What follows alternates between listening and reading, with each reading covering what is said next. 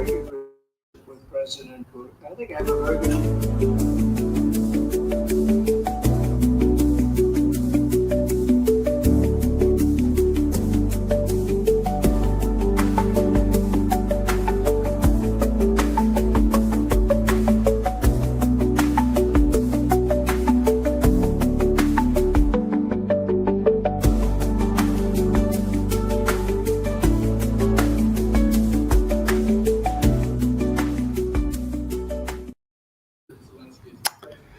ሰላም ክቡራት ተኸታተልትና ከመይ ውዒልኩም ከመይ ቀኒኹም ሰላም ክትኮኑ ተስፋ ገብር ዕዳጋ ለመሆን ዝጠዓሙ ይመስልኒ ሓፈሻዊ ግን ፅቡቅ ጌርና ክንዘራርበሉና እቲ ምክንያት ሜይንሊ ግን ኣብ ናይ ኤንቪድያ ትማሊ ኤርኒንግ ዝሃቡና ነይሮም ከመይ ከም ዝኾነ እቲ ውፅኢት ከዓ ክንርኢ ኢና ማለት እዩ ሓፈሻዊ ግን ዝኩሉ ስቶክ ማርኬት ዝገብሮ ዘሎ ዝዓበየ ከም እትሪእዎ ዘለኹም ዶናልድ ትራምፕ ወይ ከዓ ዲጄቲ ፕረዚደንት ናይ ዩኤስኤ እንዳኾነ እዩ ማለት እዩ እዚ ከዓ ሓደ ካብቲ ታሪፋት ኣጋጣሚ ክሰምዑ ፀኒሐ ወላ ሕጂ ስቲስቱ ኮንትሮቨርሻል በቃ እቲ ዝዛረቦስ በዚሑ እዚ ዓይነት ማለት ስለዚ እንኳ ብድሓን መፃኩም ኩልኩም ኣሕዋት ብዛዕባ እዚ ኩሉ ክንዘራረብ ኢና ሸርሸር ግበሉ ናብ ኩሉ ንክባፅሕ ምርዕዳጋ ያ ኣብቲ ዝበለፀ ግዜ ኣይኮነን ዘሎ ንክውስኽ ማለት እዩ ሓፈሻዊ ነቶም ሓደስቲ ነዋፍር ግን ኣዝዩ ጽቡቅ ዕድላት እናተኸፈተ እዩ ራይት ሶ ኪው ወይ ናስዳክ 110 ሚእቲ ቴክኖሎጂ ኢና ንፅውዕን ከባቢ 2.2% ኤጌን ሕጂኻ ክወርድ ከሎ S&P 500 ከባቢ 1.2% ጥራይ ወሪዱ ዘሎ እዚ ከዓ እንታይ ዘርእየና ሞር ኣብቲ ናይ ቴክኖሎጂ ኤንቪድያ ዝመራሒተን ተስላ ካልኦተን ዘለዋ ትካላት ጥራይ ይጎድላ ከም ዘለዋ ዘርእየና ዘሎ ማለት እዩ ኢቨን ተናእሹ ትካላት AWN ሲምቦል ወይ ከዓ ራስል 2000 ወይ ከዓ 2000 ንኣሹ ትካላት ናይ ኣሜሪካ ዘለዋ ከማን ከባቢ 1.2% ጥራይን ጎዲለን ዘለዋ ስለዚ ሜይንሊ ኣብ ኪው ዘተኮረ ማለት እዩ ሓደ ካብቲ ምክንያታት ኤንቪድያ ትሪእዎ ዘለኹም ካብ 130 ዝነበረ ትማሊ ወይ ሎሚ ከማን 133 ነይሩ 122 ናይ ልዕሊ 11 ፓውንድ ዶላር ዝኣክል ገንዘብ ጎዲሉ ንሪኢ ኣለና እዚአን ገለ ካብተን ትማሊ ኤርኒንግ ዝሃባና ትካላት እየን ኣብዚ ካላትኩም ሚስተር ቢትኮይን BTC 80 ገፁ ዝኸይድ ዝመስል ዘሎ ከም ንሪኦ ዘለና ማለት እዩ ሶ ገለ ካብተን ዓበይቲ ነዋፍር ኣለና ንሕና ግን ኣለኹም ኣብዚ ስኖፍሌክ ፅቡቅ ቀርኒን ሂቦም ኣጋጣሚ ኮይኑ ግን እቲ ዊክ እቲ ስቶክ ማርኬት ዘለዎ ዕዳጋ ክሪፕቶ ካረንሲ ሓዊስካ ሕማቅ ዓይነት ኣብ ዘለሉ ግዜ ኤርኒንግ ስለ ዝሃቡ እምበር ኢዝሊ ልዕሊ 20 ሚእታዊት ክትውስኽ ትኽእል ዝነበረት ትካል እያ ነይራ ምስ ኤርኒንግ ዝሃበቶ ስኖፍሌክ ማለት እዩ ከምኡውን ተስላ ከባቢ 280 ተኣምሪ ቅድሚ ወርሒ ዲና ንሪኦ ነርና 480 ስለዚ ዳርጋ 50% ንበሎ ካብ 40 ክሳብ 50% ዝኣክል ናይ ምጉዳል ዋጋ ብምግባር ገለ ካብቲ ዕድላት ክትበና ዝኽኣላ ትካላት ኮይነን ኣለዋ ማለት እዩ ብፍላይ ናይ ኤንቪድያ ኤርኒንግ ግን ብጣዕሚ ኳሊቲ ስፔሻሊ ነይሩ ስለምንታይ ጎዲሉ ግን ብሓንሳብ ኮይና ክንዘራርበሉ ንኽእልና ፀገም ዘለዎ የለን ፀገም ዘለዎ ይኮነን ያ ደጊመ ቋብዳን መጻፍን ኩለኩም ደሊ የማርቲ ታንኪዩ ካንወይ ታንኪዩ ኣሕዋት ቋብዳን መጻፍን ኩለኩም ሸርሸር ካግብርዎ ላይክ ጌርኩም ሼር ግብርዎ ኩለኩም ኣብ ኩሎም ክባፅሕ ዶናልድ ረባሺ የስ ረባሺ ግን አይ ቲንክ ኢስ ጉድ ዝበዝሓና ዋፈርቲ ጀመርቲ ክሳብ ምስቲ ምዃንና መጠን 3-4-5 ዓመታት ምስ ንሪኦ ምዃንና መጠን ፅቡቅ ኦፖርቹኒቲ ይፍጠረልና ኣሎ ብፍላይ ናይ በዓል ኤንቪድያ ፎርዋርድ ፒኢ ሬሾ ኢልና ንፅውዖቲ 10 ክብርቲ መፀውዒ ንጥቀመሉ ማለት እዩ ፎርዋርድ ናይ መፃኢ ከባቢ 25-26 እያ ክትከውን ምዚ ዝጎድል ዘሎ ዋጋታትን ካልእን ክንሪኦ ከለና ስለዚ ያ ማይ ቢ ጉድ ንግዚ ማለት እዩ ሰሙን ወርሒ ከምዚ ኢሉ ጎዲሉ ድሕሪ ወርሒ 140-150 ዝበፅሐና ትኮይኑስ ሚንስ ፅቡቅ ኦፖርቹኒቲ ፅቡቅ ዕድል ይህብና ነይሩ ማለት እዩ ስለዚ አይ ቲንክ ኣይነዚ ሓሲላት ከዓ እንኳ ዝኾነ ካልእ ፕላናት ስለ ዘለኒ ኣሚና ብሕማቅ ግዜ ኢና ማለት እዩ ንክገዝእ ብርክታት ብሓፈሻ ግን ከም በዓል ኤንቪድያ ትሪእዎ ዘለኹም ኢትስ ኣሜዚንግ ፅቡቅ ዕድል ይዝህበና ዘሎ ኣይ ብሊቭ ሹድ ቢ ልዕሊ 10 ሚእታዊት ክትውስኽ ዝግባእ ትካል 7 ሚእታዊት ጎዲላ ንሪኢ ኣለና ማለት ስለዚ 140 ክትበፅሕ ግባእ ነይሩ በዚ ኤርኒንግ ዝሃበቶ በቲ ጋይድ መምርሒ ዝሃበቶ ኩሉ እቲ ዓለምና ዘላቶ ኩነታት ሪኢኻ ናይ ቴክኖሎጂ ራይት ካልእ ትካላት ተስላ ኮንትሮቨርሲ ተስላ ከም ትፈልጥዎ ኤለን ማስክ እዩ ዝኩሉ ዝገብር ዘሎ ኦፍ ኮርስ ብዓብዩ ተስላ ከዓ ብዙሓት ናይ ቻይኒዝ ትካላት ብፍላይ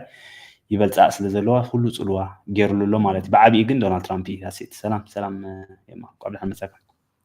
I can't understand Tigrinya. Would you please translate to English some topic points, please? That would be a mission.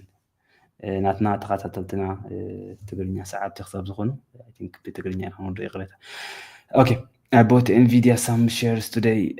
Yeah, VST, excellent, thank you. رسي عايز أنا VST كمان earning هيبقى منيرم لومي. جن anyway just weakness weak عند خامير يسلز اللمبر كبابي 10% وتقول ريا. By the way, Nvidia تقول الكلا كم بعد VST أمثلات كلات نقدر نكورها. مهناتهم كله عداقة زسرعتي ناي سيمي كوندكتر تكالات حويفن زلو خساب زخونا ناي قدني غوردا مالتي يا قبل حال مساق مايتين كباب 280 قله مسينا لنا تانكي بمساقكم دابلكو نابت زينا كأتوكم بالحقيقة حتى المسن كلوناي والكاو ستوكس قالها كنزعرار بقول كنفتنا ايتي بولوس زلو انا كمان حبري خبركم يدنجكم زاتكم تعليقكم ግን ሚስተር ዶናልድ ትራምፕ ዛረብ ስለ ዘሎ ዕዳጋ ናይ ታሪፍ ካብ ዩሮፕ ዝመፀ ንብረታት ከባቢ 25% ካብ ካናዳ ዝመፀ ካብ ቻይና ዝመፀ 10% ገለ እንዳበለ ዕዳጋ ያ ከም ዝድለ ኣይወስደን ኣሎ ኣብዚ ግዜ እዚ ግን ያ ከም ዝበልኮ it's always good opportunity ጽቡቅ ዕድል ዕዳጋ ኮለና خሎ ማለት እዩ right so ብመን ክጅምረልኩም ሎሚ ዝኾነ ናይ ኢኮኖሚ ውጽኢት ሂብና ነይሩ ውጽኢት ናይ ኢኮኖሚ ፍርቂ ዝመጻና ዘሎ mainly ከም ስሪዎ ዘለኹም weekly jobless claims ከባቢ 242 ሰባት ካብ ትጽቢት ንላዕሊ ስራሕ ዝደልዩ ዘለው ደቂ ሰባት ማለት እዩ ብሕጽር ዝበለ ኦኬ ስራሕ ዝደልዩ ዘለው jobless claims unemployment ኮይኖም ሓደስቲ ስራሕ ዝደልዩ 242 ሽሕ ከም ዝበፅና USA is by the way ንሱ ይጽልዋ ዝገብረሉ ዘሎ እዚ ከዓ ንኢኮኖሚ ናይ ኣሜሪካ እንታይ ይገብረሎ ይትሕት ከም ዘሎ የርእየና ኣሎ ማለት እዩ ወይ ናብ ሪሴሽን ዲወስደና ናብ ዲፕሬሽን ዲ ወይ ከዓ ናብ ስታግፍሌሽን ብዘይገድስ ኢኮኖሚ ወይ ቁጠባ ግን ከም ዝድላይ ይኸይድ ከም ዘየለ ሓደ ካብቲ ዘርእየና ዘሎ ምልክታት ማለት ስለዚ weekly jobless claims ሰሙናዊ ዝወሃበና ሓበሬታ 242 ሰባት تاجرهم سبساب جرا مالتي سلازي jobless claims for the week February 22 زناي لومي زبل مالتي كتبين 4 كلتن كم زبصحو إذا كاب 20 كلتن 20 كلتن شح زأكل نلعلي كم زبصحو زرينا زلو مالتي أوكي سلازي حدا خابتك عندي مهنياتات زنيرو بعبي إجنا بزلكم نسترازي كونه GDP ويكا gross domestic product أبصري وتحليكم كنت طبعا أمريكا يعبد يزلو ينقص اوكي قطبه عبينا ندلي اوكي قطبه يعب انتهاليو اوريدي بحسب زبله اتاويتاتنا ستوك ماركت يكون وفري يكون غزاوتي يكون انت كغبر ابريشيت كغبر وك واغو كوسات تبيت كغبرو لي اذا كن زحلفه 3.1% نيرو ስለዚህ ኢኮኖሚ ጽቡቅ ይዘሎ ጸገም ይብሉን ቁጠባ ማለት ኢኮኖሚ ጸገም ይብሉን ገለን ምን ነርና እንተ ኮነ ግን ሕጂ 2.3 ይመጽ ስለዚህ ናቶም ታርጌት ናቶም ዕላማታይ 2% ግን እንዳጎደለ ይጎደል ምስ ምህላው ሓደ ካብቲ ዘፍርሕ ናይ ሪሴሽን ምልክታት ይብፍላይ ብዙሓት ሰባት productivity لهم يسوقو خم زلو خم نريء زلنا أمريكا مالتي أحكم أخذ كله خجن أبزي durable goods orders مالتي تي كبر زبالة نبرتات كم ناين فارد كون قلي ماكينة كبر زبالة نبارد كن ببزح يجزء خم زلو إزارينا زغا of course economy ده حنكم زلو حركات زري سلزي سبي complicated كم زي الكا جام كتبوا له خمان بتعمل زي شجري مهنات بتحدث خصوصا حكا بتحدث أي جودل يزان حكا سلزلو so تي initial jobless claims بقولكم سلاح زلي سبات جن of course كنت من 4 كتن شع بمقارنة كتن 20 كتن تلاقي تثبيت جيرو نيرو إذا كان عدالة كابت تحققوا أيكون PCE لك كتن 5% تثبيت توهبه كتن 7 بممسوز خا نبعلو inflation مالتي صبغ أيكون المهنيات قطبا يقودل على لكم inflation جني وصخ على لكم إذا خا أتي زخفة كونتاتي نستوك ماركت يكون نكريبتو يكون نجزاوتي بحفشة واقو نخقدل حدا خبز قبرو لي مهنياتو ناب stagflation قزنا إنا نخيد زلنا يبال بزي مالتي إنو انت قصيلو سلازي GDP gross domestic product اندا قودلة تقوديلو أوكي قلت أباني حانت هاجر مالتي أقاد أمخوني inflation قلنا على تخيل بقى وراتي interest rate بمورات قواترو يكون يوم interest rate موساقا قواترو يكون يوم سلازي كالا عينة ميلاتات بمتقام ترايوم أبقى متقوتو وزقبهم سلازي إذا حدا خبتي زي حق زلي كام نريع زلنا مالتي سلازي تي mainly زبلوكم زلوخ تي core PCE أخبلوكم صحيح زي كتنات 7 تي headline PCE تي inflation كله ندادي قلت تيخها of course لعليلو مسئي نريق لنا أبزي مالتي سلازي إذا كله نستوك ماركت صبغ أيكونن كم أخبلوكم كله خجن أبحث إرقزي معرخهم متصلواك قبرلو أيقبوني نيرو اوكي معرفهم اخو قبرلو اي قبون يرو مهنياتنا يبع الانفيديا اتاو هون ريخلنا استأمري كل مسئينا نابو انوينا فاندامنتال مين لنا انفيديا يكخون بحافش ابسري وزلهم قد نولاد ترامب خان تايلو لمي زحيفو ابزي تبيل لكم ابزي drugs are still pouring into country from Mexico and Canada at a very high and unacceptable levels. ካብ ሜክሲኮን ካብ ካናዳን ዝመጽእ ድራጋት ከምዚ ኣሜሪካውን ዝቐትል ድራግ ማለት እዩ ኦኬ ብዙሕ እዮም ኤኒዌይ ዝመጽእ ካብ ሜክሲኮን ካብ ካናዳን ሓቂ እዩ in reality ይመጽእ እዩ ብሓፈሻ ግን ብጣዕሚ ብዙሕ እዩ ዘሎ ስለዚ large percentage ወይ ከዓ ብዙሕ ሚኢታዊት ናይቲ drugs ከዓ much of them in the form of fentanyl እዚ fentanyl ዝበሃል ካብ ኮካይን ገለገለ ኖርማሊ ምዝ ወላደር ከሎ ብዙሓት ደቂ ሰባት ዝቐትል እዩ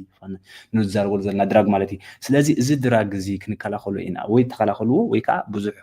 ታክስ ወይ ከዓ ብዙሕ ታሪፍ ከኽፍለኩም እዩ ዝብሎ ዘሎ እዚ ከዓ ምንታይ ምስርሑ ባይ ቻይና ብቻይና ተሰሪሑ ብሜክሲኮ ካናዳ ገይሩ ኣብ ኣሜሪካ ኣትሰሎ ስለዚ እዚ ሁሉ ታሪፍ ክውስኸልኩም እዩ ዝብል ዘሎ ነዚ ጠጠው ተቢልኩም ግን ክንሰማዕ ንኽእል ናዛ ዓይነት እዩ ማለት እዩ ስለዚ more than 100,000 people died last year ኣብ ዝሓለፈ ዓመት ብሰንኪ ናይዚ ትሪእዎ ዘለኹም ዳንጀረስ ወይ ከዓ ሓደገኛ ዝኾነ ድራግ ልዕሊ 100,000 ዝኣኽሉ ኣሜሪካውያን ከም ዝሞቱ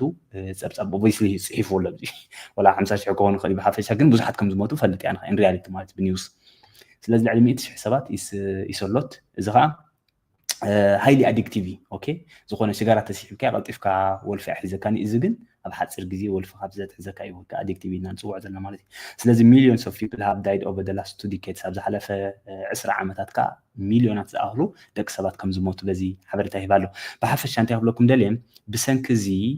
ከም ዝሪእዎ ዘለኹም ታሪፍ ክወስደኩም 10% ኣዲሽናል ተወሳኺ 10 ሚእታዊት ግብሪ ንመን ከኽፍሎ ካብ ቻይና ዝመፅእ ንብረታት ክነኽፍሎ ኢና ይብል ኣሎ well ካብ ቻይና ዝመፅእ ንብረታት ክኽፍሎ ዝኾይኖም መን ይኸፍሎ ኣሜሪካውያን እዮም ክኸፍሎ ብተዘዋዋሪ ኦኬ ሰቢ ኮምፕሊኬትድ ግን ኣሜሪካውያን እዮም ዝኸፍልዎ ስለዚ ኢንፍሌሽን ናይ ኣሜሪካ ከዓ ክውስኽ ተፅቢት ዝገብረሉ ስለዚ ተን ሪስክ ኣሰት ኢልና ንፅውዕን ብፍላይ ከም በዓል ሳውን ሃውንድ ትብልዎ እንዲኦም ከም በዓል RGTI IONQ ትብልዎ ዝነበርኩም ሪስክ ዝኾነ ብዙሕ ገንዘብ ዘይብሎም ትካላት ተኽገብሩ ክራሽ ክገብሩ ተፅቢት ይግበረሎም ማለት እዩ ስለዚ እዚ ዝብለኩም ዘሎ ከዓ ዝብለኩም ኤኒዌይ ብፅሙቕ ዝበለ ፅሒፍዎ China will likely be charged additional 10% 10 ሚእታዊት also says April 2nd reciprocal tariff ስለዚ ናብ ቻይና ናብ ኢንግላንድ ዲ ናብ ኤውሮጳ ዝመፀ ታሪፍ ወይ ግብርታት ከዓ ኦልሬዲ ካብ ኣሜሪካ ዝመፀ የኽፍልዎም እዮም ስለዚ ንሕና ከዓ ልክዕ ከም ናቶም ጌርና ከነኽፍሎ ኢና እዮም ዝብሉ ዘለዉ ስለዚ ንኣብነት ኣፕል ኣብዚ ዓዲ ትሸጥ እንታለ ኣብ ዓዲ ከለኹ ኣብ ኢንግላንድ ከለኹ ሕሰብዎ ኣብ ኢንግላንድ ኣፕል ኣይፎን ትሸጥ እንታሃልያ 20 ሚእታዊት ግብሪ የኽፍሉና እንታሃልዮም ስለዚ ናይ ኢንግላንድ ንብረት ኣብ ቻይና ኣብ ኣሜሪካ ኮይዱ ዝሸጥ እንታሃልዩ 20 ሚእታዊት ግብሪ ንዑ ከዓ ከነኽፍሎ ኢና እዚ ዓይነት እዩ ዝገብሮ ዘሎ ማለት እዩ ስለዚ እዚ ፅቡቅ ኣይኮነን ዝመፅ ዘሎ ትዊስት ደዩ ኣብ ግብሪ ክውዕል ዝበሃል ዘሎ እዚ ናይ ታሪፍ ማለት እዩ again and again ይደጋግሞ ኣሎ ስለዚ ንዕዳጋ ከዓ ኦፍ ኮርስ ፅቡቅ ኣይኮነን ግዜኡ ነቶም ንነዊሕ ግዜ ነዋፍር ፅቡቅ እዩ ሕማቕ ክብል ኣይክእልኒ ንግዜኡ ግን ከም ዝሪእዎ ዘለኹም ኣሉታዊ ፅልዋ ክገብረሉ ይረአየ ማለት እዩ ንኣብነት ኣብ ሰሪእኹም ሕጅስ ኦኬ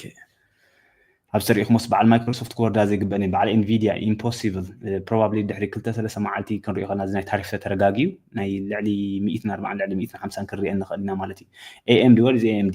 AMD መጀመርያ ግዜ 100 በፂሓላ ስለዚ ልዕሊ 100 ተበፂሓ ሲስ አንብሊቫብል ኦፍ ኮርስ ተስላለና ባዕብዩ ኣብዛኻ ማለት እዩ ስለዚ እዚ ሁሉ ትሪእዎ ዘለኹም ንስቶክ ማርኬት ብጣዕሚ ፅልዋ ዝገብሩ ዘሎ ሶ ናብ ናይ ትማሊ ኤርኒን ክወስደኩም ተኮይነ ሓሳባት ብሎክ ሜዳን ሕቶታት ብዙሕ ይልወኩም ምኸውኒ ናይ ትማሊ ኤርኒን ፅሒፈልኩም ዝነበርኩ ኤንቪድያ ኤርኒን ፐር ሼርን ወይ ከዓ ትረቨኒ ኣታዊታት ብሓፈሻ ዘምፅኦ ተገንዘብ ካብቲ ትፅቢት ዝተገበረሉ ንላዕሊ ይምፅኡ እዚ አሜዚንግ ብጣዕሚ ፅቡቅ ይምፅኡ ምክንያቱ ወል ንሕና ብጣዕሚ ኤክስፔክቴሽን ኤክስትሪምሊ ሃይ ዘሎ ኦኬ ናትና ትፅቢት ብጣዕሚ ልዑል ስለ ዝኾነ ቁሩብ ሓደገኛ እዩ ብሓፈሻ ግን 0.85 ሳንቲም ኤርኒን ኣብ ዝሓለፈ 3 ወርሒ 10 ወይ ከዓ Q4 ኢልና ንፅውዖ ከምፁ ትፅቢት ዝተገበረሉ ስዒሮም እዮም ካብኡ ንላዕሊ ምፅኦም ማለት እዩ ኣታዊ ረቨኒ ሴልስ ወይ ረቨኒ ኢልና ንፅውዖ 38.16 ቢልዮን ትፅቢት ዝተገበረሉ ብሰሙን 39.33 አይ ቲንክ ዝሓለፈ መደብና ከመን ለኩም ነይረ ክስዕሮ እያ ግን ዋጋ ኣይውስኽ ማለት ግን ኣይኮነን ምክንያቱ ኤግዛክትሊ ከም ኢኮኖሚ ዝሰርሕ ዘሎ ኣብዚ ግዜ ዝዕዳጋ ማለት እዩ ስለዚ ብኸመይ መገዲያ ኤንቪዲያ ተጥወብ ዝረአና እቲ ረቨኒውን እቲ ዝበልኩኹም ኢፒኤስን ስዒራቶ ኣብ ልዕሊኡ ግን ኣብዚ ትሪእዎ ታለኹም ግሮስ ፕሮፊት ዝበሃል ኣሎ ኦኬ በብስቴፕ ወስዶኩም ሜዳን 1 2 3 4 5 6 እየን ዘለዋና ዘን 6 እዚአን ኣገደስቲ ስለ ዝኾና ማለት እዩ ኦኬ ሶ መጀመርያ ኤንቪዲያ ካብ ምንታይ ተምፅኦ ዳታ ሰንተር ዳርጋ 88 ሚእታዊት ኣታዊት ናይ ኤንቪዲያ ዳታ ሰንተር እዩ ስለዚ ነዚ ክንገድፎ ንኽእል ኢና ኦኬ 88 ሚእታዊት ዝዓበየ ኣታዊት ክሳብ ዝኾነ ኣብኡ ከመይ ስራሓት ትሰርሓላ ኢና ክንተኩር ዝግባና እቲ ናይ ዳታ ሰንተር ክብል ከለኹ ግን ከም ናይ በዓል ኣማዞን ናይ በዓል ኣፕል ኣለዎም እዚ ናይ ሶሪ ናይ በዓል ጉግል ኣለዎም እዚ ናይ ኮምፒቲንግ ኢልና ንፅውዖ ዘለና ማለት እዩ ኦኬ ክላውድ ኮምፒቲንግ ስለዚ ንዕኡ ፋየር ዝህቦ ሓዊ ዝህቦ ሓይሊ ዝህቦ ፓወር ዝህቦ መን እዩ ናይ በዓል ኤንቪዲያ ኤአይ ቺፕሲ ማለት ስለዚ ኣብቲ ዳታ ሰንተር ዝብለኩም ዘለኹ 88 ኣታዊ ስለዚ 35.6 ኣብዚ ደቂቕኩም ንኾን 35.6% ኣታዊ ከተእቱ ኽኢላ ስለዚ ናይዚ እዚ ናይ ጌሚንግ ናይ ፕሮፌሽናል ቪዥዋላይዜሽን ኣውቶሞቲቭ ገለ ኢልካ ሓዊስካ ጠቕላላ 39.3 ቢልዮን ገንዘብ ከተእቱ ኽኢላ ኦኬ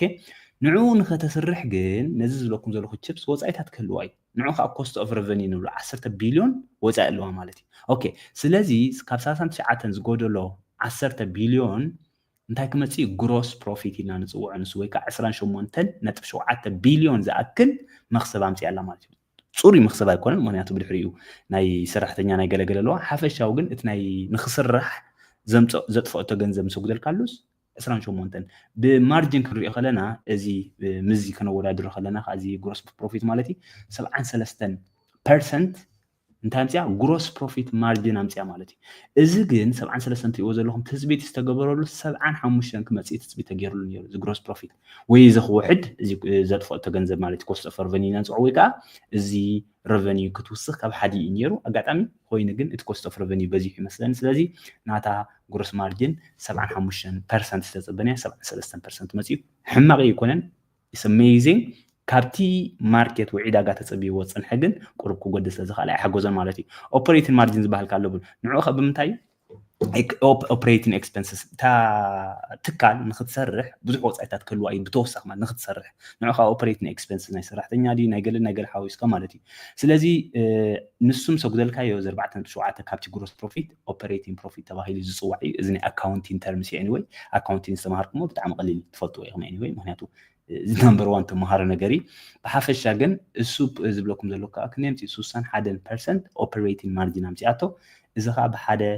ሳንቲም ዲ ብሓደ ፐርሰንት ንታሕቲ ስለ ዘምፅአ ቁርባ ይሕጎሶም ወይ ከዓ ፅቡቅ ውፅኢት ኣምፅአን ጠቕላላ ግን 22.1 ቢልዮን ኣታዊታት ኣምፅኣ ታክስ ምስተኸፈለ ሰራሕተኛ ድዩ ናይ ሰርች ድዩ ናይ ሪሰርች ኤንድ ዴቨሎፕመንት ናይ ኩሎም ሰጥፈት 22 ቢልዮን ኣታዊ ብምምፃእ ኣሜዚንግ ወይ ከዓ ብሉፅ ዝኾነ ውፅኢት ከተምፅእ ኪላ ብሉፅ ውፅኢት ስለ ዘምፅአት ግን ኩሉ ግዜ ዋጋኣ ከዓ ሙስ ይቕፅል ማለት ኣይኮነን ኦኬ ኣብ ስቶክ ማርኬት እንታይ ኣሎ ሓንቲ ቢዝነስ ኣላ ራይት ውዒሉ ሓዲሩ ይራኸብ እዩ እቲ ተእትዎ ዘላ ኣታዊታትን እታ ዋጋ ናይ ስቶክ ዝቕፅሎ ዘለን ውዒሉ ሓዲሩ ይራኸብ እዩ ኦኬ እቲ ቫሉዌሽን ወይ ሜትሪክስ ኢልና ንፅውዖ ማለት እዩ ሓፈሻዊ ግን ነዊሕ ግዜ በበይኑ ክኸይድ ይኽእል እዩ ስለዚ ወላ ፅቡቅ ውፅኢት ናምፀት ከላ ዋጋ ክትጎድል ተኽእሎታት ኣለዎ ምክንያቱ ሰንቲመንት ማይክሮ ኢኮኖሚ ኩናት ብዙሕ ነገራት ፅልዋ ክገብረሉ ስለ ዝኽእል ማለት እዩ ስለዚ ስፔሻሊ ኣምፂ ከም ትሪእዎ ዘለኹም ረቨኒው ኣታዊ ካብ 38 ትፅቢት ዝተገበረሉ 39 ኢፒኤስ ከም ትሪእዎ ዘለኹም ናይ ዳታ ሰንተር ረቨኒው 35.6 ኣምፅኣ ትፅቢት ዝተገበረሉ 34 ትብትሕቲ ዘሎ ብዙሕ ገዳሲ ይኮነን ምክንያቱ 88% ሓፈሻዊ ፅቡቅ ኣታዊታት ከተምፅእ ክኢላ ኣብኡ ከዓ ማለት እዩ ስለዚ ኣብዚ ትሪእዎ ሃሊኹም 88 ክደቀኩም ክእል ዳታ ሰንተር ናይ ዝሓለፈ ፊስካል ይር 25 ረቨኒ ማለት እዩ 88% ካብ መና ዘምፀቱ ካብዚ ዳታ ሰንተር ክገልፀልኩም ፀናሕኩ ናይ ጌሚንግ 9% ኣሎ ክሳራ እዩ ብዙሕ ክሳራ ኣሎ ማለት እዩ ሓፈሻዊ ግን ብ108 ንዓመት 108% ዳብል እናገበረቶ ከም ዝኸለትና 5 ዓመታት የርእየና ኣሎ እዚ ከዓ ሓደ ካብቲ ስፔሻል ዝገብሮ ንኤንቪዲያ ማለት እዩ ኦኬ ሶ ዳታ ሰንተር ከም ትሪእዎ ዘለኹም ያ ብ108 እዩ ካብ 2021 ክሳብ 2025 ትሪእዎ ዘለኹም በቃ ጃምፕ እንዳበለ እዩ ኣብዚ ግዜ እዚ 111 ነጥቢ ብሚልዮን እዩ ዘለኩም 111.1 ቢልዮን ዝኣክል ኣታዊታት ብምምፃእ ገለ ካብቲ ታሪክ ዝሰርሐቶ ትሰርሖ ዘላንያ ማለት እዩ ስለዚ እዚ ናይ ኤአይ ክሳብ ናብ ዝኸዶ ክሳብ ዘይብሉ ኤንቪዲያ ናብ ትኸዶ ይብሉን ዋጋኣ ንግዚኡ ክጎድል ይኽእል እዩ ውዒሉ ሓዲሩ ግን ሰማይ ክስቅል ምዃኑ ሓደ ካብቲ ጥርጥር ዘይብለይ 160-180 by the end of the year ወይ ከዓ ኣብዚ መወዳእታ ናይዚ ዓመት ዝብል ገምጋም ኣለኒ እዚ ግን እዚ ናይ ታሪፍን ናይ ካልእ ነገራትን ኦፍ ኮርስ ፅልዋ ክገብረሉ ይኽእል እዩ ዌል ንሱ ግን ክንቋፃፀሮ ዘይንኽእል ነገር እዩ ኦኬ ዳት we cannot control it نحن ክንቆጻጸሮ ክሳብ ዘይከኣልና ዝኾነ ክንገብሮ ንኽእል የብልና እቲ ክንቆጻጸሮ ንኽእል ዝሁብና ዘለዎ ኣታዊታት ዘለዎም ጠለባት ኩሉ ክንሪኦ ከለና ግን ኤክሰፕሽናሊ ወይ ከዓ ፍልይ ዝበለ ኢቭን ናይ ኣማዞን ሲኢኦ ወይ ሓላፊ ዘሎ ማለት እዩ ትማል ተዛሪቡ ነይሩ እሁል ዝኾነ ኤአይ ክንረክብ ኣይከኣልና እዚ ቺፕስ ማለት ጂፒዩ ክንረክብ ኣይንኽእልና ጠለብ እዩ ዘሎ ስለዚ ብጣዕሚ ደማንድ ዘሎ ብጣዕሚ ጠለብ ዘሎ ኤአይ ናብ ዝኸደ ይብሉን ብጣዕሚ ዝወዳደራ ዘለዋ ስለዚ ኤንቪዲያ ከመራሒት እያ AMD Intel ገለ ክትብሉ ትኽእሉ ኢኹም ሓፈሻው ግን ናትወላ ዳታ ኣለና ክሪኦኩም የፅንሕ ኢለ ማለት እዩ ሶ እቲ ዳታ ሰንተር ትሪእዎ ኣለኹም ኣብዚ ማዕረ ከመይ ዓይነት ኤክስፖኔንሻል ግሮዝ ወይ ከዓ ፍልይ ዝበለ ዕብየት ተረላ ኦኬ ተኣምሪ እዚ ናታ ማለት እዩ መጀመርያ ኖርማል እያ ትኸይድ ነይራ ካብ Q4 2019 ጀሚርካ ኖርማል ዝኸይድ ነይሩ ኣብዚ ናይ AI 2022 መወዳእታ ካብዚ ጅምሮሉ እዋን 2023 ናይ መጀመርያ ግን ተወንጭፍ እዩ ዘሎ ሰማይ ተሰቂሉ ዘሎ ማለት እዩ ሶ ስለምንታይ ደኣ AMD ንብል ንምንታይ AMD ዘይንብል ንምንታይ Intel ዘይንብል ኦኬ እዚ GPU ንብሎ ዘለና እዚ ናይ artificial intelligence እዚ ኣገዳሲ ናይ ዓለምና ኮይኑ ንጥቀመሉ ዘለና ኣብዚ ግዜ እዚ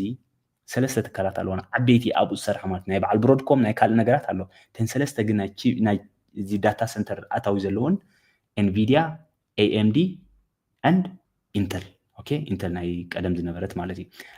Intel and AMD ኣብ CPU ዝሰርሓ ኦኬ CPU ኻ ሞር ከም ናይ ትራዲሽናል ቀደም ዘገልግል ዝነበረ እምበር እዚ ናይ ሕጂ ንጥቀመሉ ዘለና ምስ artificial intelligence ምስ ሰብ ዝሰርሖ ብልሕታት ዝኸይድ ነገር ኣይኮነን AMD ኣለዎሚ ግን ምስ እንኩ ወዳደር ይኮነ ምክንያቱ 80 ክሳብ 90 ሚእታዊት NVIDIA ዝዕልልዋ ስለዚ ንምንታይ ያነብ AMD ወላ ዋጋ ትጉደል እምበር ወላ ትሕትኹን እምበር I think ኣብ NVIDIA ከተሕድጋ ትኽእል ክሳብ ዘይሃለወት ትሪእዎ ኣለኹም anyway እዚ ኣይሕሱኒ እዚ ግራፍ ማለት እዩ 1750 ከባቢ ወሲኻላ ካብ 2021 እዚ 1750% ወሲኻላ ኢንተል ጎዲላ ኣይወሰኸትን AMD ኻ 530 ኣቢላላ ምስቲ ክትወዳደር ትኽእል ኣይትኽእልን እያ ስለዚ እዚ ኸ እንታይ ዘርእየና ተኣምር ዝኾነ ኤክስፖኔንሻል ግሮዝ ወይ ከዓ ዕብየት ኣብቲ ናይ ዳታ ሰንተር ተርኢ ከም ዘላ ዘርእየና ዘሎ ማለት እዩ እዚ ኸ ሓደ ካብቲ ፍሉይ ዝገብሮ ማለት እዩ I think ናይዚ እኳ ኣቀድማ ቢለ ሂበኩም ፅኒሕ ናይ በዓል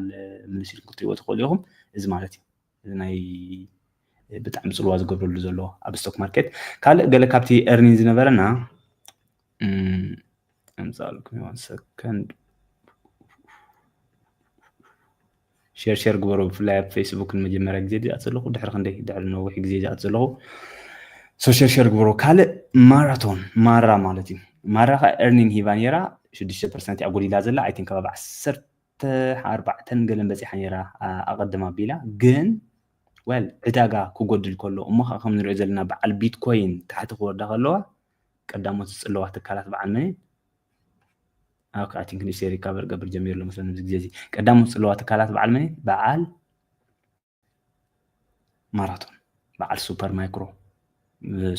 ማይክሮ ስትራቴጂ በዓል ኮይንቤዝ I think ኮይንቤዝ ሓንቲ ካብተን ፅቡቅ ክኸዳ ዝኽእል ኣብዚ ግዜ እዚ ማለት ምክንያቱ ብጣዕሚ ጎዲላ ኣላ ወላሳ كتمت عسلت أنا كبابي 300 مئة وتقول الكلالة سلازم زت كالات زين نقدن كسلوا يعني سلام انتهي بيتكوين يورس زلوا بيتكوين من تاوريدو ولا حتى ما هني تقولون مس تكنولوجي استتحادي بقى تسهل أسي مالتي أنا بيتكوين زريو انتهي بعد تسلا هو سخ كله مس يوسخ وبيتكوين كوسخ كله بعد تسلا يوسخ زي على انفيديا كل تكنولوجي كورد كلها مس يود سلازم تكنولوجي تي كريبتو كارنسي زتتحاد كسب زخونه بحساب زي زلوا بس جزيزي سلازم بيتكوين كيد كله بعد كوين بيس كامتن كباررا نرينا لنا مالتي بعبي إجن ماراثون I think بيتكوين قرب تتوسخ نيرا ماراثون كباب 10 شمونته كترجس مخالات نيرا زبل إمنا تعلم دخنا إجن بيتكوين ويكنس كره خلو بيتكوين ماين كجبرا ويكعدنا كجبرا بس حاجة زي سلطة حجازي كوينو عين رأينا مالتي كلا زي سنوفليك I think كابتن نواف للنت كالت أنا زواف للا في مالتي سنوفليك 5% نري لنا إذا مس ويكنس نبع على انفيديا إذا أمبر لا 10 تخلت 100 أو 10 300 قال كابتن وسيخن نبرات كالت 209 بس حنيرة لهم مالتي معناته ايرنين ذهبته بتاع سبيشال نيرو I think قال كابتن ناي AI players كم ناي بالانتيرز خنزلوا مالتي PLTR انترينا 85 واو 5% داون كوين الله I think it deserves it probably overvalued دي قال كابتن نفوتو تكالات كنكا لعلي واقو زي شيء تكالي فيسترا ستيت صبغ غنا ايرنين جن እቲ ዘሎ ዊክነስ ናይቲ ዕዳጋ ከም ንሪኦ ዘለና ብጣዕሚ ትሑት ክኸውን ክኢሉ ማለት እዩ ሱፐር ማይክሮ ድሓን ክንገድፋ ኢና ብዛዕባ ተዛረብና ኮታስ ብሓፈሻ እዚ ናይ ቴክኖሎጂ ዝብለኩም ዘለኹ ወላ ሓንቲ ኣይሓጎዞን ኣሎ ሮኬት ላብ ሎማዓንቲ ኣርኒና ኣለዋ እኒወ ሕጂ ድሕሪ ፅንሕ ኢልካ ሓፈሻ እውን ንስኻ ከባቢ 6% ጎሊላ ንሪኢ ኣለና ታሕቲ 15 እዩ ናተይ ታርጌት ክብል ከለኹ ግን ብርክ የብለኝ ማለት ኣይኮነን እቲ ኣነ በቃ ናተይለ ክሕዞ ዝኽእል ዓይነት ግዜ ማለት እዩ ሓፈሻ ውሳ ከማን ካብ ክንደያ ካብ 33 ናብ 19 ጎሊላ ዘላ ማለት እዩ ስለዚ እዚአን ትካላት እዚአን ስፔኩላቲቭን ብወረ ብዕላል ዝኽዳ ዓይነት ትካላት ክሳብ ዝኾና ገለ ካብተን ተነቀፍቲ ክኾና ንሪአን ኣለና ማለት እዩ IANQ well 24 this is crazy this is madness 17% I think ዓመት ሙሉእ ተሓቲ ነበርኩም ሕቶታት እየን እዚአን ከዓ በዓል IANQ ካብ 54 ናብ 24 ጎል ናይ 30 ቅርሺ ጎሊላ ማለት እዩ 50% RGTI ሶንታይ ንምባል ዘምፀልኩም ዘለኹ ዘናእሽቲ ትካላት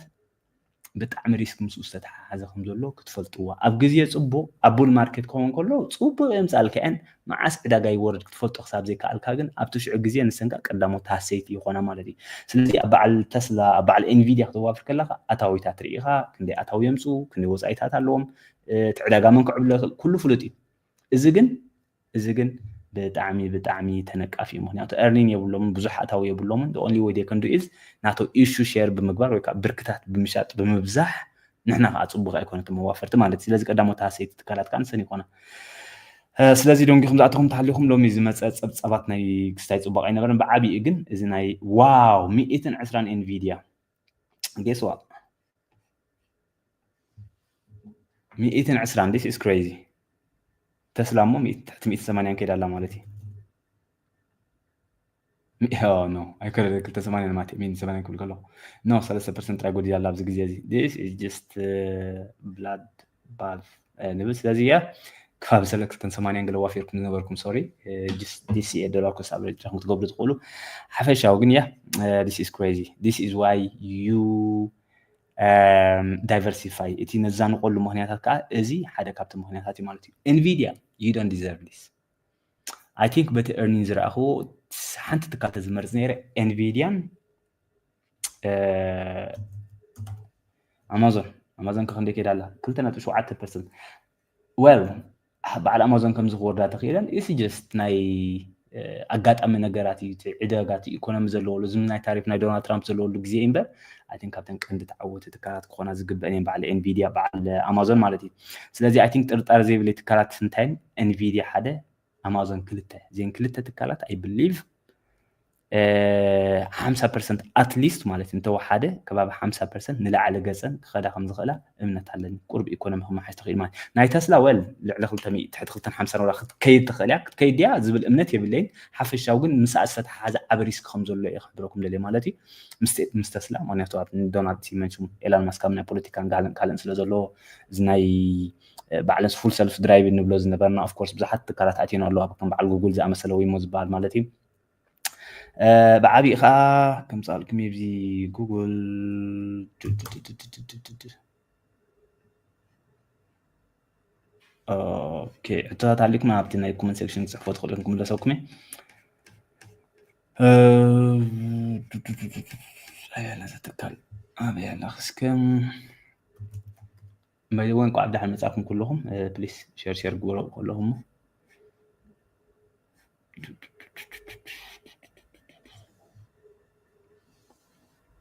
This is what I wanted to show you. This is what I wanted to show you guys.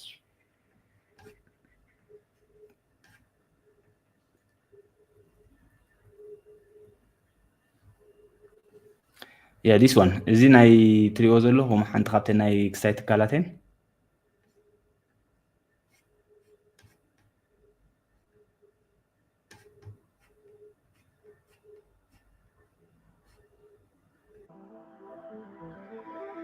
ናይ روبوتكس ማለት እዩ ሓደ ካብቲ ዝዓበየ ማርኬት ናይ ተስላ ብዙሓት ትካላት ከኣትዩን ኣለዋ ከም በዓል ኣማዞን ከም በዓል NVIDIA እዛ ትካል ትሪእዋ ዘለኹም ስለዚ ቁርብ ኣሸግር ዘብላ ይመስል ብጣዕሚ ውድድር በዚሕዋ ናይ ቻይና ዘለዋ ትካላት ከዓ መጉደፍዎን ሜይንሊ ኣብ ናይ ኣሜሪካ ፀቂጥና ንዛረብ ስለ ዘለና እምበር ማለት እዩ ስለዚ እተን ክልተ 100 ኮይነ 100 ክትኮን ኣይትኽእልን ኣብ ስቶክ ማርኬት ብሓፈሻ ግን ሪስክ ናተን ቁሩብ ትሕት ዝበለ ፅቡቅ ውፅኢት ከዓ ከምፃእ ክእል እየን ዝብለን ትካላት እንተሃልየን ወል ኤንቪድያ ምስሎም ኣታዊታት ምስኦም ሪስክ ዝተሓዝየለን ማለት ኣይኮነን ግን እቲ እርኒ ናቶም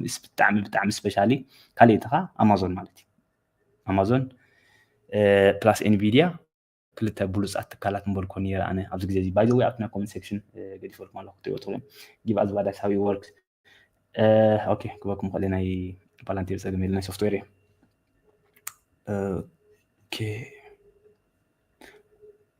ብዛዕባ ስቶክ ማርኬት ክመሃሩ ትደልዩ ብዛዕባ ክሪፕቶ ከዓ ምስኡ ዝተተሓሓዘ ማለት እዩ ባይ ዘ ወይ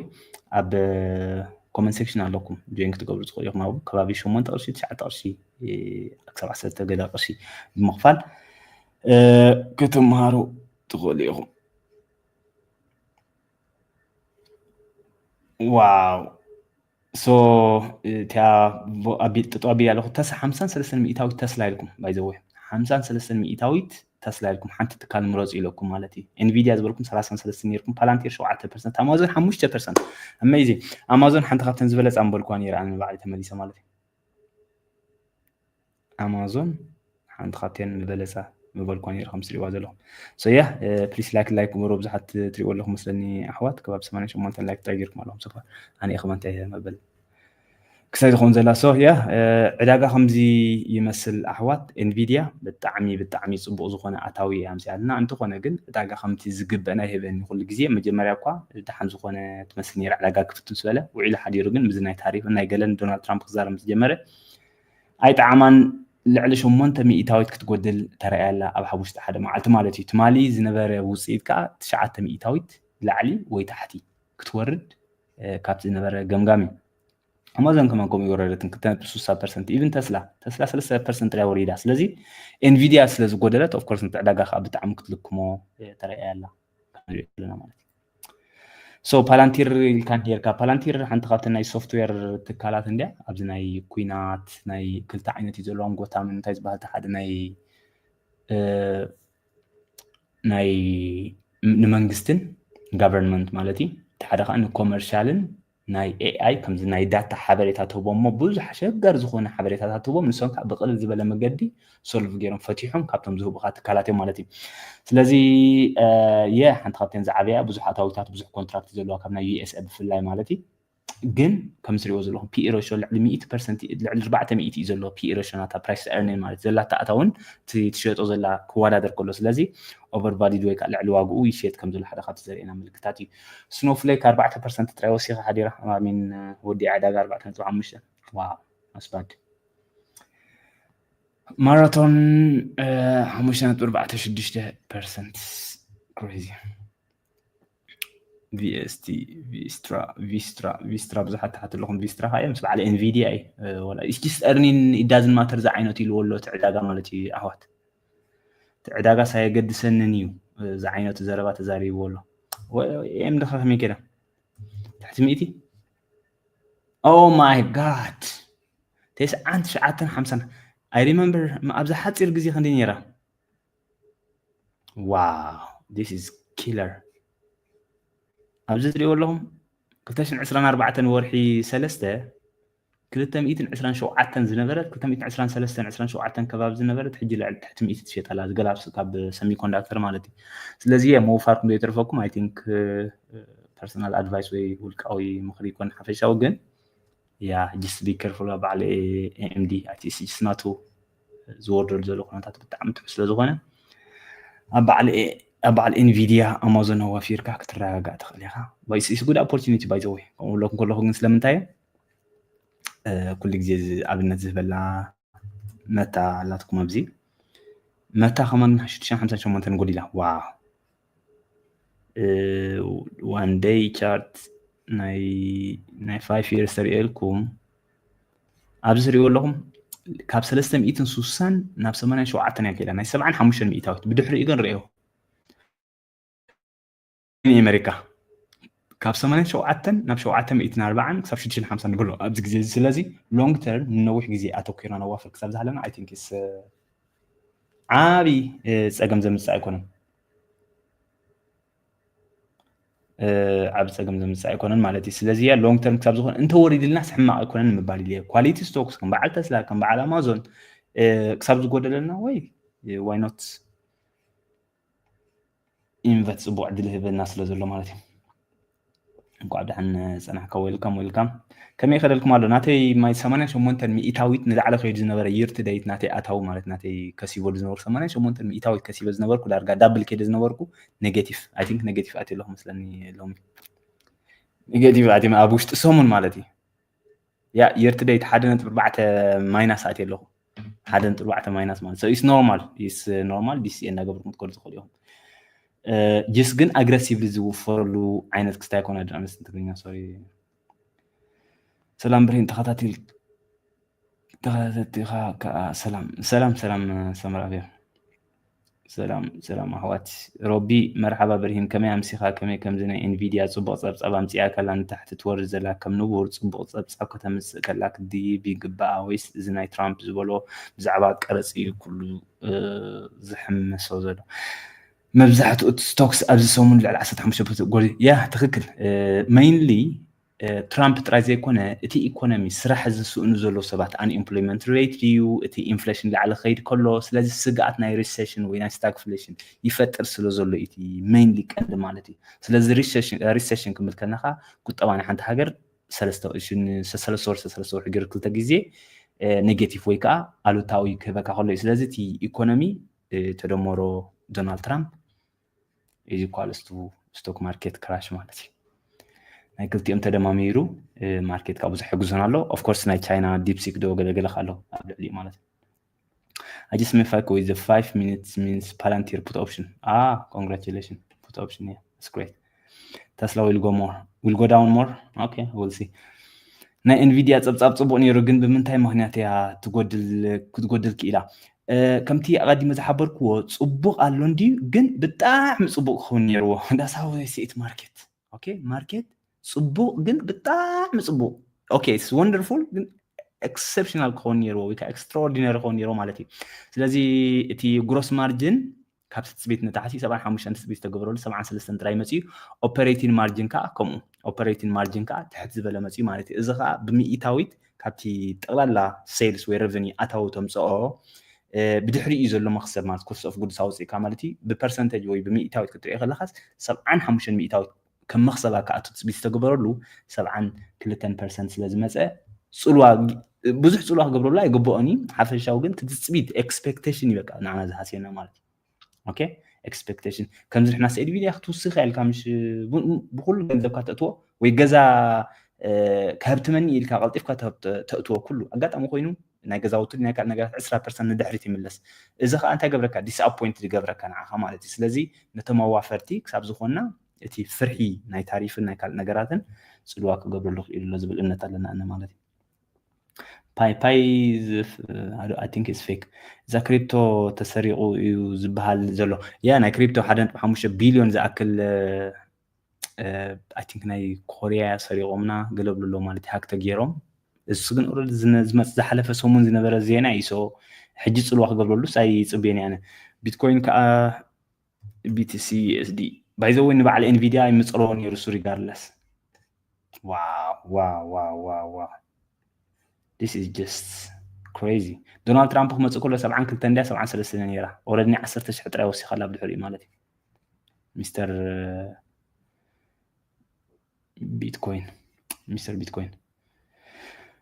ሲላንዳ ፊደል ሆና በሐፈሻ ጽቡቅ እንዲዩ እቲ ትምርቲ ነዚራን ክትገብር ፍልጠት ገንዘብ የልየካ ሐበሻ ግን ካብ ኢዱ ናብ ኣፉ እዩ ዝሰርሕ ዘሎ ያ ትክክል ያ ኣግሪ ዋው ካብ ክንወፅኒ ሞት ዕላማ ናዳ 10 ሚእታዊት ካብቲ ኣታዊና ድዩ 5% ዓሙኻይ ናይ ግድና ይኮነን 100,000 ተዋፈር 10 ቅርሺ 20 ቅርሺ 2 ቅርሺ ገንዘብን ሓጢያትን ተኣካቢ ድዮም ዝብሉ ኣቦታትና ሓቂ ተኣካቢ ኮምፓውንድ ኩሉ በብሓደ ክትቋፅርዎ ማለት ኣይኮነን ብሓፈሻ ግን ሰስዕካ ውሕድ ዘለኒ እሞ ብ10 ዕፅፊ መክሰብ ከምፃልልካ ሪስክ ዝውሰደሉ ዓይነት ክስታይ ኣይኮነን ግን ኮምፓውንድ ኢንትረስት ዝበሃል ኣሎ ገንዘብ ንገንዘብና ተወላለደ ሓንቲ ቅርሺ ተዋፊርካ 10 ሳንቲም ከተምፅእ ተኸኢላ ታ 10 ሳንቲም 1 ሳንቲም ከተምፅያ ከምኡ እናበለና ተወላለደ ከዓቢ ዘሎ ዝቁረታት ብጣዕሚ ልዑል ኮሚልና ከዓ ክንነበር ኣይኮነን ባይዘወ ኮሚልና ኣይኮንና ክንነበር something has to change ዝኾነ ነገርስ ክቅየር ክኽእል ኣሎ ዝኾነ ነገር ክቅየር ክኽእል ኣሎ مالتي اوكي سوبر مايكروسوفت مايكروستراتيجي ايوه سوبر مايكروسوفت ولا سوبر اس ام سي اي اس ام سي اي مالت كاي زخون اس ام سي اي دا 16% صللت ستوك اكو يلا ديرا سمي بيا بقى ماد ماني ديم زبلونا سي ام بي سلو ماد ستوك يلا لخنا زي بقى كريزي ستوك صللت لي يالله سو اتس جست كم زيناتا فاندامنتال قال تزارب بقى اتس جست كتركو بيت قلنيها معلتها وني 10% وسخ تقود ስለዝኾነት ዝኾነ ዜና ማለት አይ ቲንክ ዝኾነ ፋይል ዝግበረሎም ዝሓለፈ ዓመት ዘይመልእዎ ዓይነት ናይ ታክስ ነይርዎም ቀረፅ መሊኦም ሞትማሊ 20% ል22 ወሲኻ ሕጂ ካ ትሪእዎ ኣለኹም ኦፍ ኮርስ ከም ዝጎዲላ ስለምንታይ ጎዲላ ኢንቪዲያ ስለ ዝጎደለት ናይ ግድን ይኽፅሎ ሰሚኮንዳክተር ኩሎም ብሓፈሻ ማለት ፓላንቲር ብዙሓት ታሕቱ ፓላንቲር ኣነ ኣይዋፍርላኒ ትሕቲ 50 ክትኮን ኣለዋ ኮንሲደር ክገብራ ባይ ዘ ወይ ኣነ 17 ክላ ዘዋፍር ኩላ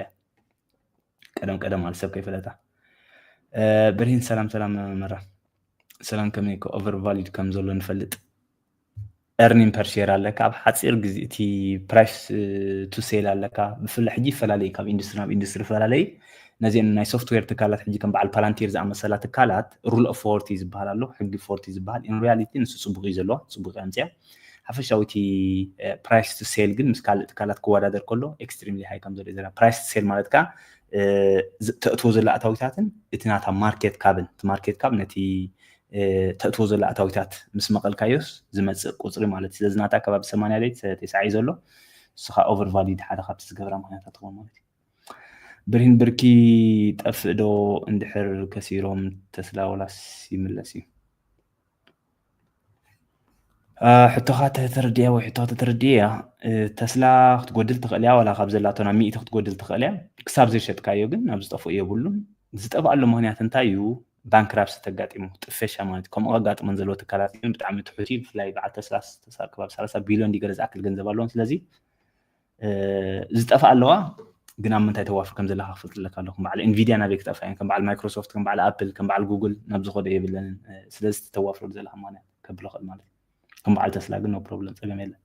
What do you think about MSTR? MSTR ክሪኤልካ ተኮይነ ስትራቴጂ ሎም የምስማ ቀይሮማ anyway well ሎም እኳ ክትጎድለ ፅበያ ምክንያቱ ምስ ቢትኮይን 8% ጎዲላ 238 ኣላ ሕጂ ዋው this is crazy well it all depends ኣብ ቢትኮይን it depends ኣብ ቢትኮይን ቢትኮይን ግን ብተስፋ ይወሲኻ ፀኒሓ ኣጋጣሚ ዶንጎ ሕጂ ሚስተር ትራምፕ ካ ስለዚህ ያ እዚኣ ትጎድል ከላ ክራሽ ኣጋጥማ ባይዘ ወይ ኣቨሬጅ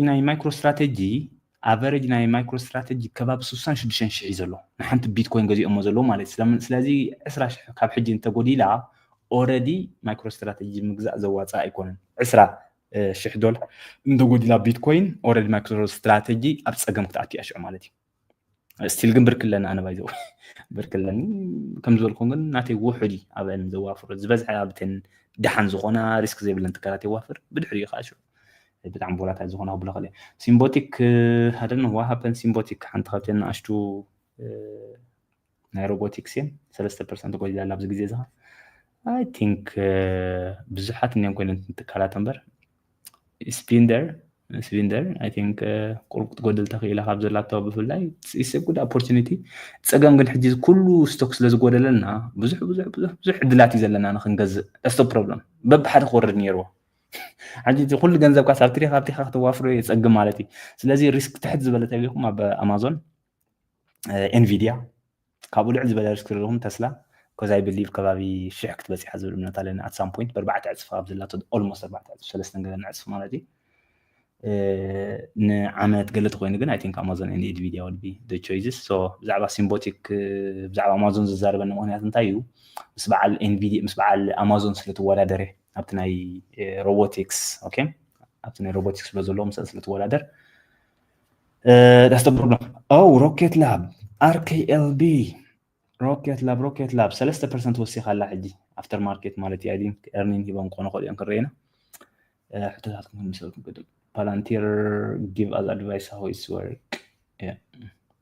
Tesla ክንደይ ትበፅሕ ኢልካ ትሓስብ to be honest I don't know ከም ዝሎ ተቐፂሉ is I have no idea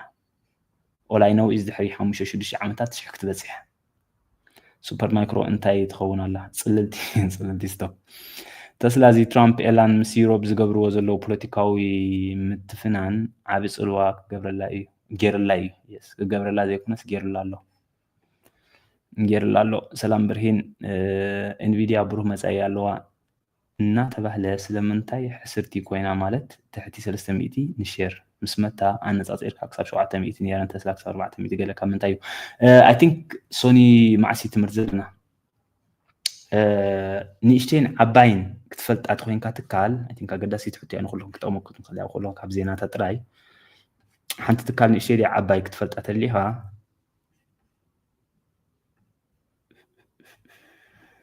ብኸምኡ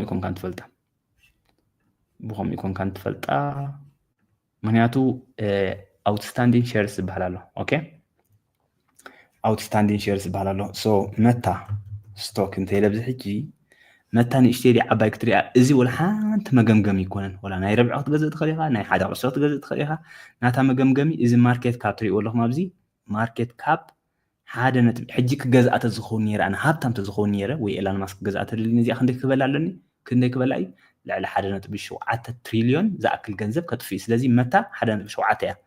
ኤንቪዲያ ኸ ንእሽተይ ኢልኩም ኣፀኒሕኩም ኤንቪዲያ ኸ ክንደይ እያ 2.94 ትሪልዮን ኣላ ሕጂ ጀስት 3 ትሪልዮን በፂሓ ማለት እዩ ስለዚ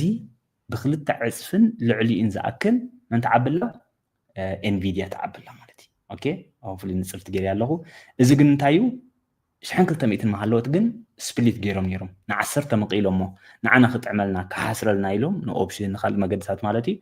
ን10 መቂሎም እዮም እዚ ዋጋ ሂቦምና ዘለዉ ን10 መቅልዎ ከለዉ ግን እንታይ መብፂሕ ምሽዑ outstanding shares ዝበሃል ኣሎ እቲ ዘሎ ብርክታት ኣብ ዓለም ኣብዚሖም ዋጋታት ኣጉዲሎም ኣሎ ማለት እዩ ስለዚ ኣብዚ ስለ ዝረኣኹም ጥራይ ክትጋገዩ የብልኩምን I think ኣባላት ስለ ዝኾንካ ልዓን ናይ ሰንበትካ ፅቡቅ ጌርካ ክብርሃልኩም ክእል እየ መደብ ስለ ዘለና እቶም ናይ ኣባላት ዘለኹም ማለት እዩ ኣባላት ናይዚ ቻነል ዘለኹም ሰንበት ክውስኸልኩም እየ ድሓን ምክንያቱ ኣገዳሲ ትሕቲ እያ ንዓኹም was good super micro strategy I just be careful Maria I think it's a good كل تكالات بو opportunity بنا لحجي إيلان ماسك با تزاربلنا بجا خبرين وتليفون سددليسك تليفون سددلي تقرينيا خيخلي تقرينيا غير يخردو اوكي سوبر مايكرو كمبيوتر سلتي استوك I think تدكمنا Hers do you think it's a positive DCA it's bought when it was 60 I don't think it's Hers do you think it's positive to DCA I am not sure. I know they work in healthcare, but I don't know exactly how overvalued or undervalued they are. So I cannot give you advice on this. Sorry. Bye. Okay. Salam Brin type to buy right now. Nvidia or Tesla. Thanks. Interesting. 50-50. Yes, it's extremely. I think Nvidia undervalued alla Tesla ግን more ክስታይ ንክትውስኽ ዕድል ኣለዋ I hope I make it clear Nvidia ብ3-4 ዕፅፊ ክትውስኽ ትፅቢት ኣይገበረላኒ ዝመፅሉ 4 ዓመታት ኦኬ ተስላ ግን ብ4-5 ዕፅፍታት ክትወስኽ ብ4 ኣትሊስት ማለት ክትውስኽ ትፅቢት ትገብረላ እያ ኣነ ስለዚ 280 ኣላ 285 ሽሕን 100 ንብል ኣለኹ ሽሕ ንበሎ ማለት እዩ ነው ከበዝሓልና ብ3 ገለን ዕፅፊ ክትከይድ ፅበያ ኤንቪዲያ ከማ ኣይፅበያኒ ስለዚ is all about risk and reward እቲ ትወስዶ ዘለካ ሪስክን እቲ መጻካ ዘሎ ውፅኢትን ኣብ ግምት ክትእትወለካ so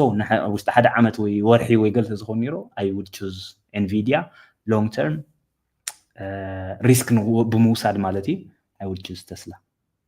ከምዚ ሓደ ተደመሩ ሓደ ክልተ ዓይነት መስልን ክበካ ይክእልኒ ሶሪ ክብዲል እያ ታሕቲ تسلا شح كتبصح إيا يبهال انتاي 10 دي شح لا هو شح نورمالي تبصح تخليهم I believe it will انتاي تبل يا تبصح حزب الامنات على نزم مسؤول 5 عامات مالتي سلام ابيجيل ويلكم I am the John hey bro what can you tell us about GE General Electric لأمون تايم مخبلي أنا بتسلا وفارس لزخونكو mainly نسنك قوة زبل قمة يبلين ناي EV مكاين كود كأن زبل أمنة تعلني زي full self driving FSD زبال autonomy ويكا AV إن نسوعه كسعرو إنه EV زبل أمنة تعلني سلز بعد general electric ولا زبل خايف EV كمان يبلن مالتي electric vehicle سلزي I don't سلام يوحنا sorry so I just don't like it I don't like it. MicroStrategy, I think Melissa Messenion says SMCI ጽልልቲ ስቶክ ኢልያ እዮም SMCI ዳ I can't touch it. ብዙሕ ኣለዎ uncertainty ዘይተፈለጠ ነገር AMD ቢኒ I'm sorry yeah always ከም ምኽሪ እንታይ እስከ ነተን ዝበለፃ ትካላት ትመርፅውን ኣለኩም that's all I can say ወይ ከዓ ውሕድ ዝበለ ገንዘብ ማለት ኣቢ ቁርባ ሸግር የብሊ ምክንያቱ 2023 ፅቡቅ ትከይድ ዝብል እምነት ነይርኒ ወላ ኣነ advanced money destroyer ኮይሎማ advanced money destroyer ከምዚ AMD ምስ advanced micro chips ወይ ከዓ እንታይ ዝበሃል ስለዚ ገንዘብ ኣጥፋኢት ኢሎም ፀዊዖማ ማለት ስለዚ ሓደገኛ I'm really sorry well DCA ግበርኩም ብል ከለና ሕጂ እቲ DCA ናይ ግድና ይኩን ከናብኡ ትገብር ንስኻ ምስ በዓል ደል ምስ በዓል NVIDIA ትኸይድ ዓይነት ትካል ክሳብ ዝኾነት NVIDIA ገዚእካ DCA ክትገብሮ ትኽእል ኢኻ ንዑ ብኻልእ ኣፀዋውዓ ስታይ ንምባል እየ ወላ AMD ከሲርካ ተሸጥካስ ኣብ NVIDIA ናገዛእካ ክትከይድ ትኽእልካ at least ቁርብ opportunity ክህሉ ዝብል እምነት ኣለኒ 7.4 ድቃስ የለን ዘበንዎ ኣብዚ ሰዓት ክትበፅሕ ፅቡቅ ኮይኑ ዶ ይስማዓካ ወሪዱ ከሎ ብሪን ሰዓት ከተዋፍ yes short answer ማለት me too ብሪን year to date I got negative on Tesla okay interesting year to date I'm negative for the first time yeah ካብ 74 ናብ 24 ወሪዱ ናተይካ ካብ 88 ናብ ማይናስ 1% ጎዲሉ ከምኡ ብለኩም ግን ቲ ፐብሊክ ዘሎ እዩ anyway ቲ ፐብሊክ ዘሎ እዩ I think ካብ እንዛ ሓስያና ከመን ኣለዋ ማራቶን ሓስያትኒ ዲፕሊ ኣብ ናይ ግራብ ብዙሕ ከይደ ነይረ ተስላ ካብ ዓብይ ሕጂ ማለት እዩ ሰለስተ እኔና ኣቢለና ግን I'm optimistic I'm grateful it's okay I can afford it ክሳብ ዘይሸጥካዮ ክምለስ ዝብል እምነት ኣለኒ ኤምዲ ቀዲመ ዝገዛእክዎ ብገምጋም 156 እዩ ዋው ሰመራብ ዳሰላት ያ 156 50% ንላዕሊ ክትከይድ ኣለዋ ሕጂ ማለት እዩ ያ is possible ዝኾነ ሓድሽ ነገር ተምፅኦም ብጣዕሚ ብዙሕ በሪን 250 ክትበፅሕ ዶ ክትብል ክንፅበ እዋ ምፅባይ ዳ ዘይፈትዋ تسلا تصبح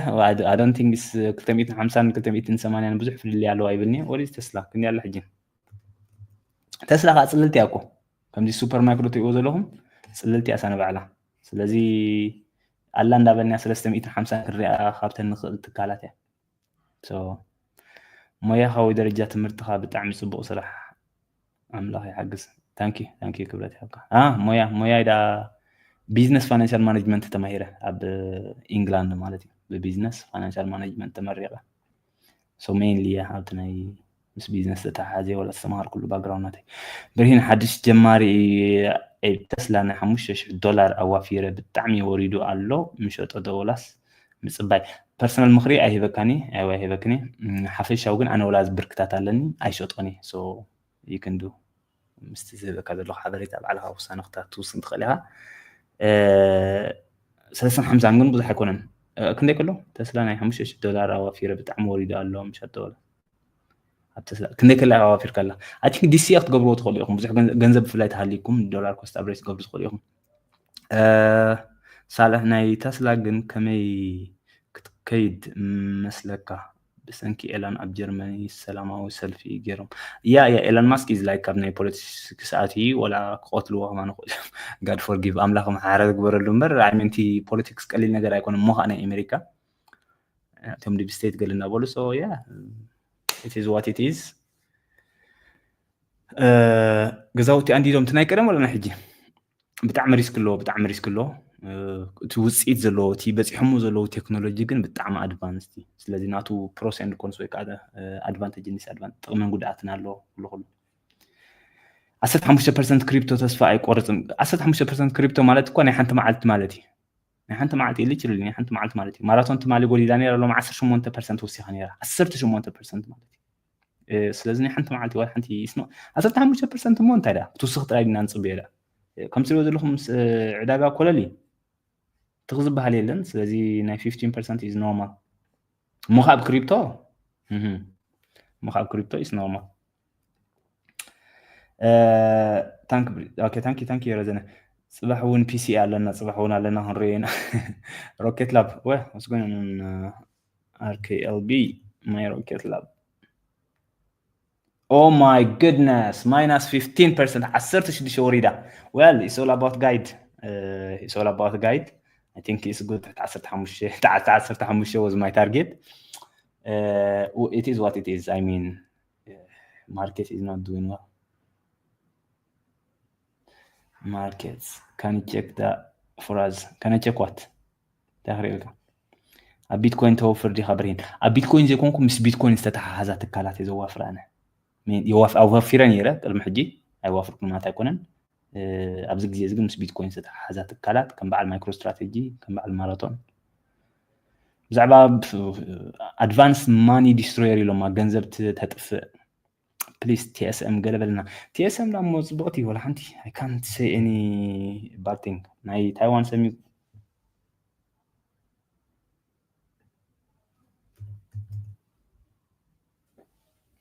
بزعبة TSM I think صبوا نقرات طريق الزارب زخل over valid يكونتن it's a great company كله semiconductor أبو يسرح سلازي AI chips كله تهاليو artificial intelligence كله تهاليو نسخت له so that's the only way مالتي تسلا يدي يبدو هو يدي بخوني أنا بركلا أنهم زبالكم Rocket Lab is not good. What about كوكاو واو interesting كوكاو مالت كازنا شوكولات سرح لي احوات ثانك يو قول شوكولات سرح له كوميدي شوكولات سرح له مالتي شوكولات كيت سرح له كوكاو يزبال وي كاكاو بحال غلط عن تنصورو زبز حتى تيكاكي كباب 35 مئتاويت اب ايفري كوست يمسحوا يعني ايفري كوست سلازي ناي حانت هاجر صلوا كلو يحافظ ግን شوكولات كل غزي تزبال ديماند له طلب سلازلو كوسخ إلا قمت قبرلو قن بأي فلتني واقانا كاكاو هم يسرح له قلي فولتوني قن سي interesting بزح طلب له شوكولات بحفشة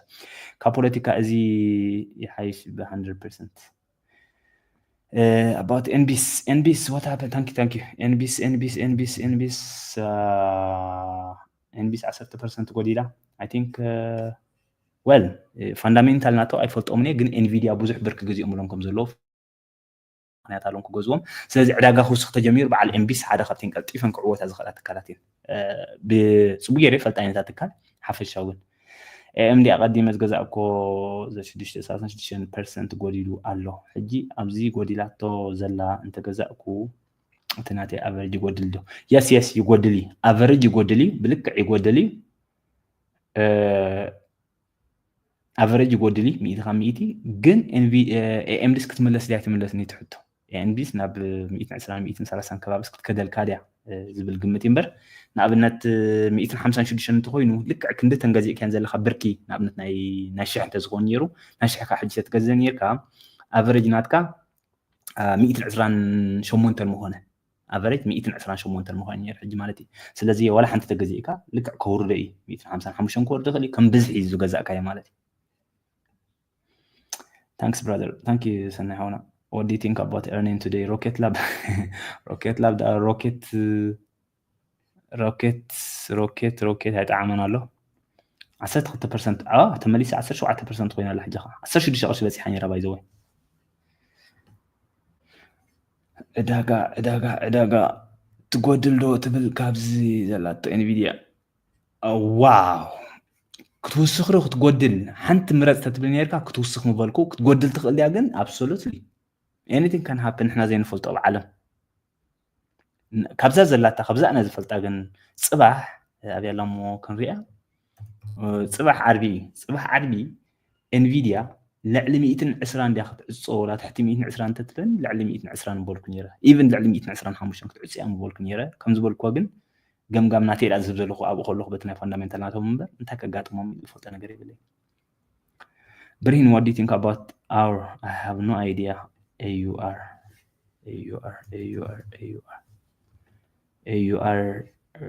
I have no idea innovation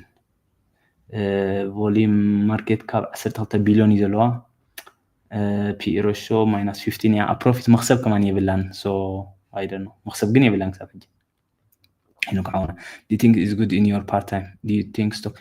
stock is supposed to be for part-time? Not trading, investing. Not trading كوخب investing is good. كابت السرحة كيكو 10 مئة ودي 500 نوافر كاي تخد So yeah.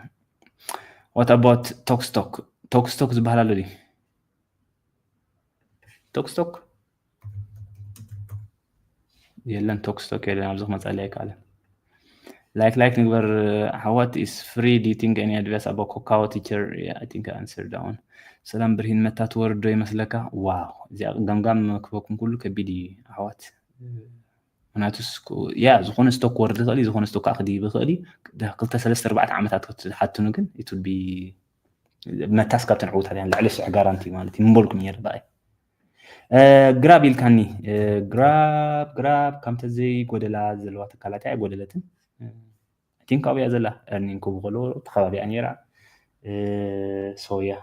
480 ካብ 10 ቀርሺ within 2-3 years ኣብ ውሽጢ 2-3 ዓመታት 10 ቀርሺ ክትበፅሕ just ገምጋም ሶፋይ wow ሶፋይ is a bit tricky to be honest ሶፋይ 14 ዓፂ ኣለሞ ኸ ኣብቲ ከባቢ ኮለል ትብላላ it's been long እዚ ትሪእዎ ኣለኹም yeah I think أنا كنت تحت 13 at least تكون على كم زلوا بعد تسلا 180 بعد انفيديا كنت 120 كل واحد أنا بعد سوف هيجت إذا خيدي بالله بعد تسلا مالتي what do you expect in Robinhood stock for the next 5 years Angusha very interesting I think I'm very positive on Hood at Robinhood I'm extremely positive I'm حجوسا كون أبى أصل أوافر مفرس لزي بالله جس قلت فخيداتني يا كل تعرف سلسة ميتي كسب كنت ميتي كم ميتي كسب كنت ميتي more near within 5 years I think it's one of the most innovative companies أبزناي كبزناي بعد سوف يقولون مزلهم I think our Robinhood مارك سايت قبل ما تجين قرب كبير لا تقول الجبا ناب ريسيشن جوز أوز خيد زلوا دي مثل كابت عم بزيحو تمقدر وقتات yes recession yes Augustine SMPS I have no idea what SMPS is MPS I have no idea Symposi market cap 7 billion wow أبيها I'm sorry I felt تاني برهين أبال مسكون كو أقول information نحزدينا yes أقول لك فيديوهات كاب قدامك سبشة وعي كفال تمرت خا سنبت رومي so yeah ملو تاتك حمل سلك أبو خلا مالك sound لو من يروى دي sound خا wow sound hound 12% 13% gone up لعل غير 10-3% روكيت لاب 10-4% تقولي لا 10 تقصد لها واو sound صبو كده مالتي تمام نقبر Brain, what do you think about our innovation? I think you answered on هنوكا. Rocket Lab earning هيبا مارو. Yeah هيبا ما. ناي بعد Rocket Lab جن ناي مخصوبهم زي كون زر إننا ناتهم guide ممرحي زي ما زول خلت 3 عامات كم زخن قبلنا جلز بلو كاوي يزوس خنز قد المنياتو بزح مخصبنا عتاون سلازي بالله. أبزق زي زمالتي. hopefully نسأل تخوينا تكون رائحون. برهين كم يوم سيخانا من بريه جن تليفون سلزت أني كابتنا واتساب جروب واتساب اللهم بخمي كرهبو علني أقول لك كابتنا يوتيوب أب يوتيوب أكون كان أوكي أبنا يوتيوب مساعد خلك كله وصل تليفونات أقول له لحن بوست قبل لك ميلو مخا ولا مو يصبح كبوست قبره أبو جينك تقبل تخليه انفيديا سكفتا الله مسنا ديبسيك من ديبسيك مسون دي مسيرهم ولد حليفو تاريخ حليفو تمليسا جلس I think كارلون دي سلوات هتكون تجزي حافظ تجني برهين ساعات مو فار كمتري أبز ساعات I think صبغي دولار كوست أفريج مقباري بالأمانة روكيت لاب 17 يا سمرت حفتنا بابا مستر علي بابا لو مخاقولي لهم اليوم زين قاعد سخروا له تشاينيز تكالات قال على تحت بلو اتليست نسون غن حشو كابنا امريكا تكالات لو بزغزي كابنا امريكا نسون حشو واو انفيديا already 1% up تسعن يا 1% وسيخ على 121 فرق بسيحه already TSLA مستر تسلا is there واحد تسلا 400 تبصح لي 350 تبصح لي وافير دلو انا سو بتزي بدي حاس حنا مالتي ابزي مودات انا زعمت ما اول ستوك لهم يقرب تبرابيرا قلت يرس حزي يا زني عينتي يا داني LZ legal zoom تاهي legal zoom كيل كذا حدا بيليون ماركت كاب الله 13% وسيخة تلك واو زعبان تايا legal zoom كريه سنة حدثك Amazon Amazon quality stock what is the best choice to trade on the best choice to trade on well it depends on your time horizon I guess نخدي خان ورح لي خاطري تقدروا وش تسموني وش معلت دي swing دي day trade دي so it all depends بعد marathon I like marathon and Tesla for trading but I'm not trader برين إذا يومي كمية مسلكة كابتن صبغ عبيت ترزلها هو قلنا تشاينا عندنا مو تشاينا بوزح فاندامنتال ناتهم بوزح بتسز XIAM Xiaomi ناي تشاينا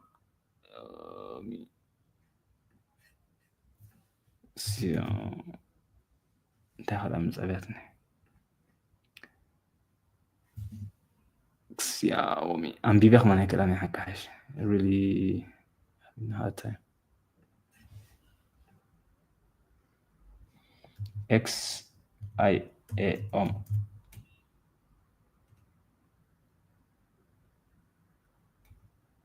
OMI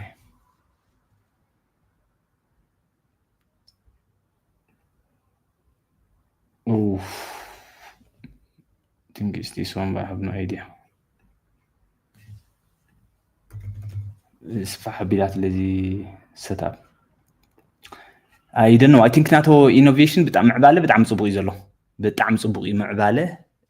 مهنتو على تسلا لو مكاين انوي امسي بصراحة كنت نشغل شيء تاع كواليتي زخنا مكاين امسي زنا فول سيلف درايفين كنا بعد تسلا زلو صبو تكنولوجي لهم صبو تليفونات يقلقله حافظ شابتي فاندامنتال كنا يراخو من الله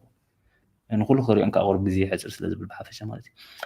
Friday, I think we have Fed CPI. Can you explain, please, affect our stocks? Okay, كريا لكم ده. economics.com ده تخيل أبزي. calendar كريدي. Thursday. صباح is Friday, right?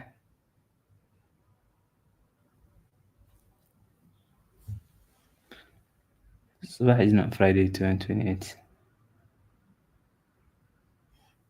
صباح Friday 28.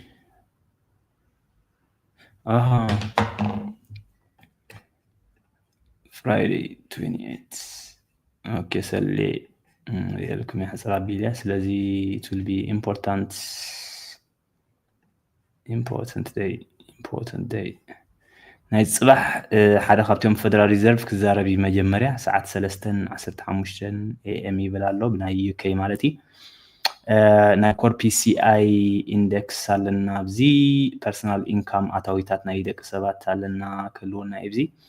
PCE price index سلا 0.3% كبورحنا بورحي تثبيت قبرولو سلا كابزنا لعل انت مسي ماركت كابزلون تحت قود التقولات هالو كور PCE كاب عمتنا بعمت كلتنات بشمون تثبيت تغير له بزي كذا خيكون نمبر consensus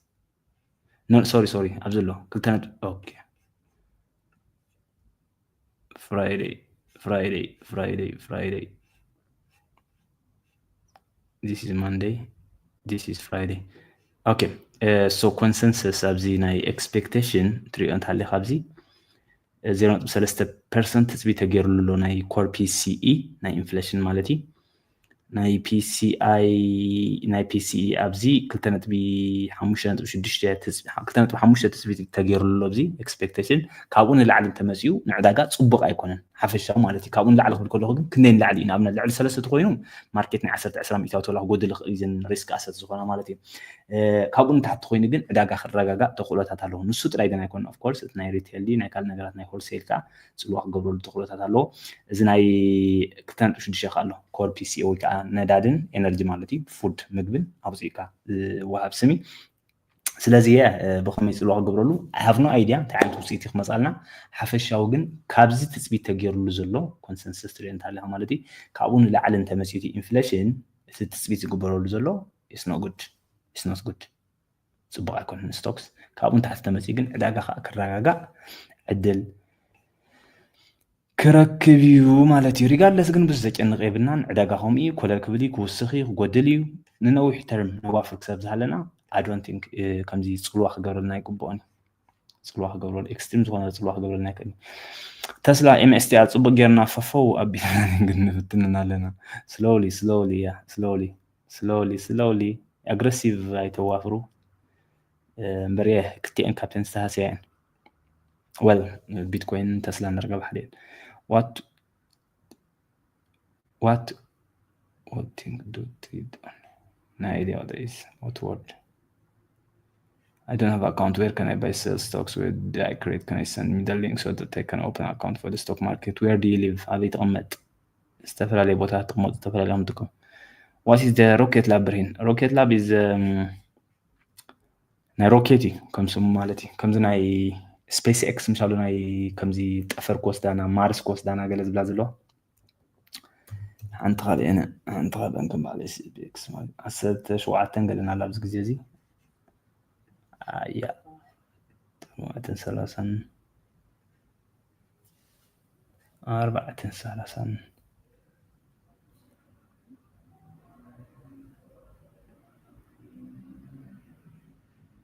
أفريقاوي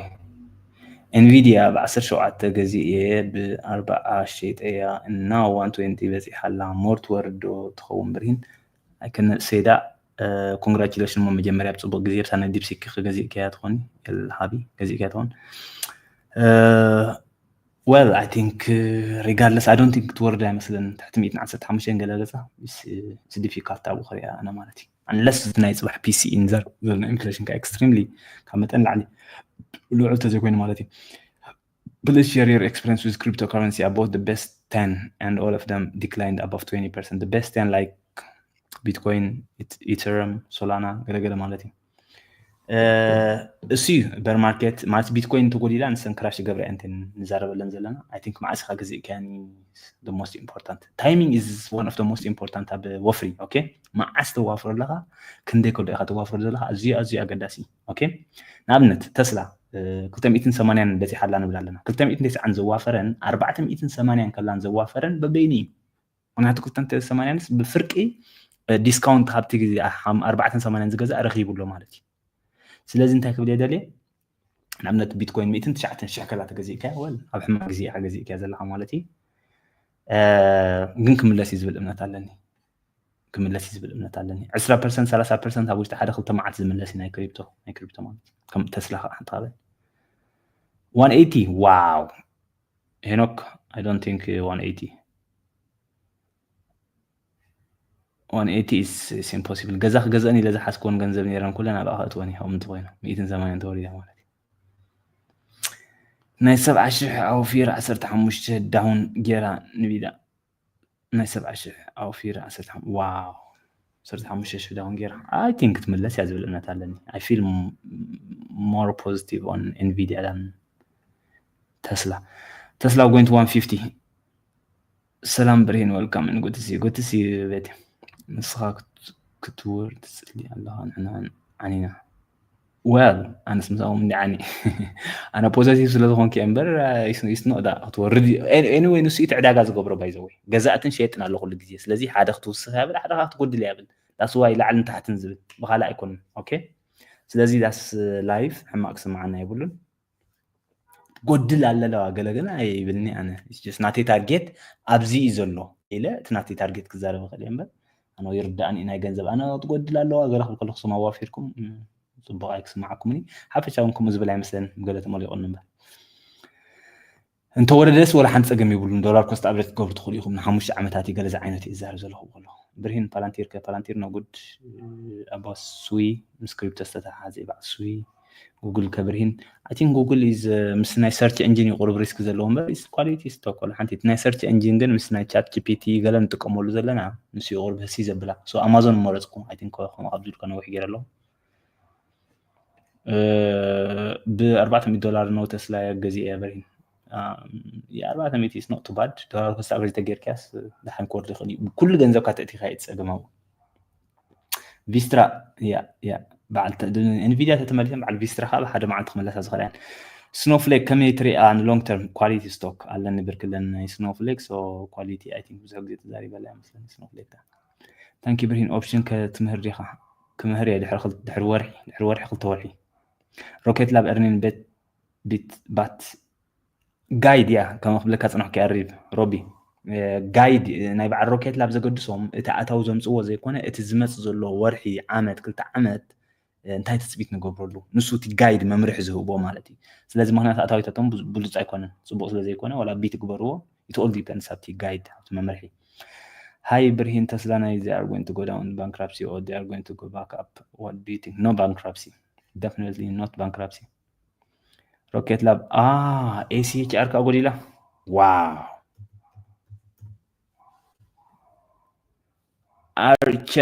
Archer Aviation ka 4% ላይ ጎል ይዛዘላ ሮቢ is not normally ነዚ እንትካላት ዚንኩም በሓንቲ መዓልቲ ዝኸደ 10 10 ሚእታዊት my goodness 5% ላይ ተሪፎ ዋለ ናይ ሮኬት ላብ ከገዛና ክዲብያ መስለኒ ብሪን what about Google Alphabet I think answer that ብሪን ካብ Nvidia Amazon ኣብዚ ሕጂ ምን ትመርጽ wow difficult 50-50 50-50 ጠቅላላ ጀማርተ ዝኮን ነይረ Amazon መረጽኩ ቁር ዲት ገርተ ዝኮን ነይረ Nvidia መረጽኩ ነይረ I think Amazon I can just go against Amazon ክልቲን ብሉጻቴን ሸውት ሓዊ I think that should be enough ካብ ክልቲን ኣነ ስታይ ዝገብር ማለት እዩ ኣነ ኣብቲ ቾይስ ይበኩም ወላ ንቁርባ ክብዳ ቢልያ ግን Amazon ማለት ቀሊል ነገር ኣይኮነን ኣብቲ ናይ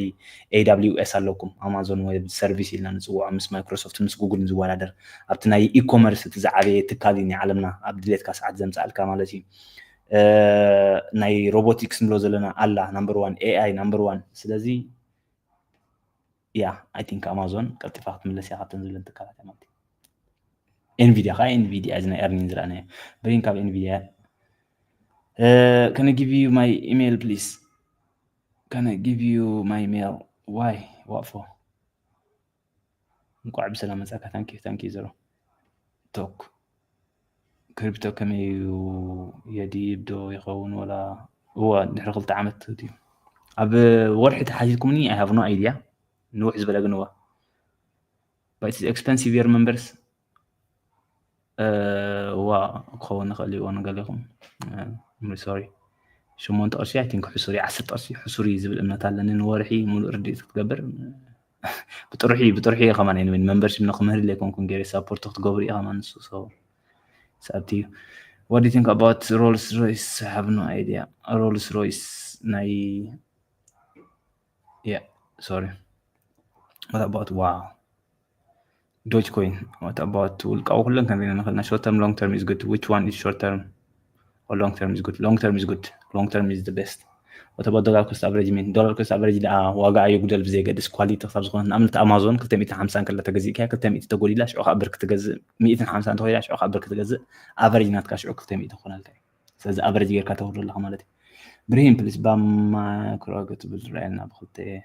جزئية. مايكرو ألجو تاي يعني التكالتي سمعي زي فلت انا كمان ابو ستوك ماركت بتاع من دنا طفكو زير اهوسي كم يجيكم تفلطوا زلهم كنت اش غزي كادمو العزف خسيب كلاله مالتي that's good 43 مليون تراي زلوا ماركت كاب هو I would sell it انا مشيت كونيره اوكلو اغاطامي لو مشيت يا it's funny أكلو قطعمي واو 30 كنت نوريدا I think كبابي 30 شوعات عندي قال 30 شو ما تنكل أي شيء تيجي سيدان short term اللي اختار جبر كوينير by the way it's just crazy I think زغاد نسي ريسك نبع الفيسترا مالتي نسبع الفيسترا استتاح هذي بايوتك كميتري بايوتك أنا ولا حنتي وافرني I don't like them it's just لعن تحت too much you read it late probably Do you think crypto bull run is ended? Yes, it depends to be honest. Donald Trump is always going to do. انتهي مسلك بزعبة B2 Gold Corporation. I can't say that B2 Gold Corporation.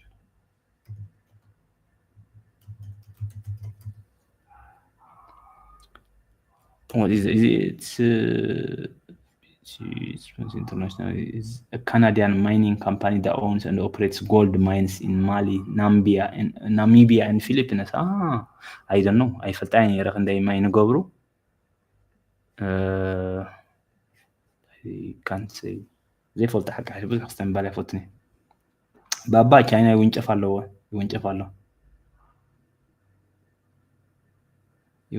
بابا لا. 29 average AMD is bad. I don't think it's bad. It's just AMD نبعلى طلع بادي أخوي number تنات كaverage لا is not 190 ساعة مالت كاري 190 ساعة ولا 190 ساعة 190 ساعة تقولون is amazing 190 ساعة تقولون جن yeah I think it's just unlucky number which lunar أي ناشط كلات مني number واحد كينغ هون برهان أنا نوي كنا وافر زمهرنا ممهري سلزي أبزور اللوز أبو ودأتون يحبرنا number كلات አይደርብኝ ስለዚህ ቃላት ንከታተልት thank you ሰመራ MSTR versus coin interesting MSTR strategy versus coin is interesting يا interesting I think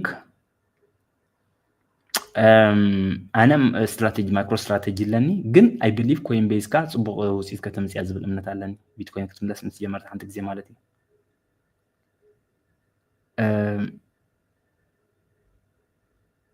so كاكوتين كمرت probability micro strategy higher risk higher reward لعل زخون risk لعل زخون reward نالو Coinbase كا أنت خبتين quality exchange سياس لذي يا لك كم تاني أمازون إنفيديا اللي زحتتني is kind of a 50-50 أبزا زلو أنواع مالتي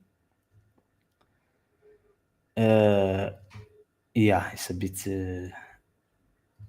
bit difficult بغلتي أنجن I think بيتكوين تتوسيخات صبوزيت كم تازغلين what do you think in the bull run in crypto do you think we are no in a bull run at all كل كراش ناقبر بعض سولاناس كان 50 نبري 120 دي قالوا ريد زلو so 50% أقول لهم يركب bull run كانوا لينا مو Sammy members is only 9. Have you seen others? Yeah. شعلت pound try membership so it's cheap. Shalom يا صاحبتنا. I think February March September is not good for stock. Good point. Yeah, February حنت خاطن زخف أو صيت زمس على أب stock market. جن قوم إل كاتراي كل جزء يخطر خوي تخلني خمر. In reality yes February January كم زي hypes وبودي مس شو قرب يزحل أبناء February حنت خاطن زخف أو صيت زمسيا. نسرب على الأسبوع غير اللي خونه خالي. سلزي مارتين سبتمبر كام ساعة حويسان مالتي is the best yes time is the best brain time yeah recommend crypto trading or long term investing for everything guys long term I don't recommend short term نعم ولا نعي مالتي if you are long term investor keep your watch list I mean ريان يرندي I don't think it's anything special It is not anything special, I believe. Let me just check it for you. Let's see 1 year. Wow, this is just this is crazy stock as well. بزحت صبلات ستوك سلزلوانا كان بزحنا عندنا قرب واو زيد ميم ستوك يبقى لمبر ميم كوين ميم ستوك what do you think SMC is going 35 what do you think SMCI why these numbers guess كتقبر is not as simple guys قليل نقر يكونن سمعنا شو منتن نجمر تتمهر على خادي تمرت على كاري yes أبتناي comment section علىكم أبتناي description أن حكومي نعوب متوى أبالاتكم تقوليهم كاب قدام يكسب شواعي فلات basic على شعوها مش كلهم حبيركا تمرتي سنبة تمرت لنا مالتي بزخونة تانكي أحواس بزسك في بولون بداقا يورد يديب كل جزء نلعب ترايك صبيو أنت خوينكم well stock market is not for you crypto is not for you عداقهم إيه أستعلي تحتي صومني يديب صومني يورد ورحي يديب ورحي يقودل وعيل حد يرقل long term انترينايو صبغو سيت يمسي معدتين أبنات كيو ويكا ناس داك 100 نبلو تريهم مو أبزنا يزحلف أبز تخيدر إيوه what do you see እንታይ ትሪኡ ብዙሕ ሓደ ነገር ዕዳጋ ክንደይ ቀይሕ ኣሎ ኣብዚ ኣብዚ 170 ዝነበረ ናብ 130 ጎዲሉ ኮሚ ይቕፅል ሕማቕ የጋጥሞ ከም ትሪእዎ ዘለኹም 2022 ዘጋጠመ ማለት እዩ ፅቡቕ ቡል ማርኬት ፀኒሕና ሕጂ ኸ ወል ሕጂ ኸ ንእሽተይ ሓደጋ ድዩ እንታይ የጋጢሞ ዕዳጋ ኸ ክጎድል ንሪኦ ኣለና ማለት እዩ ዳስ ላይፍ ሎንግ ተርም ወይ ከዓ ንውሕ ኣቢልኩም ክትሪእዎ ከለኹም ግን ብዙሕ ዝሰክፍ ኣይኮነን ክውስኽ እዩ ዝብል እምነት ኣለኒ 5 ዓመት 6 ዓመት 10 ዓመት ኣተኲርኩም ክትዋፍሩ ከለኹም there's no problem دولار كوست قبل النجار كاتخيركا وخولي بزخون مساي بممسايكم بلبي يمسكن ثانك يو سو ماتش سنة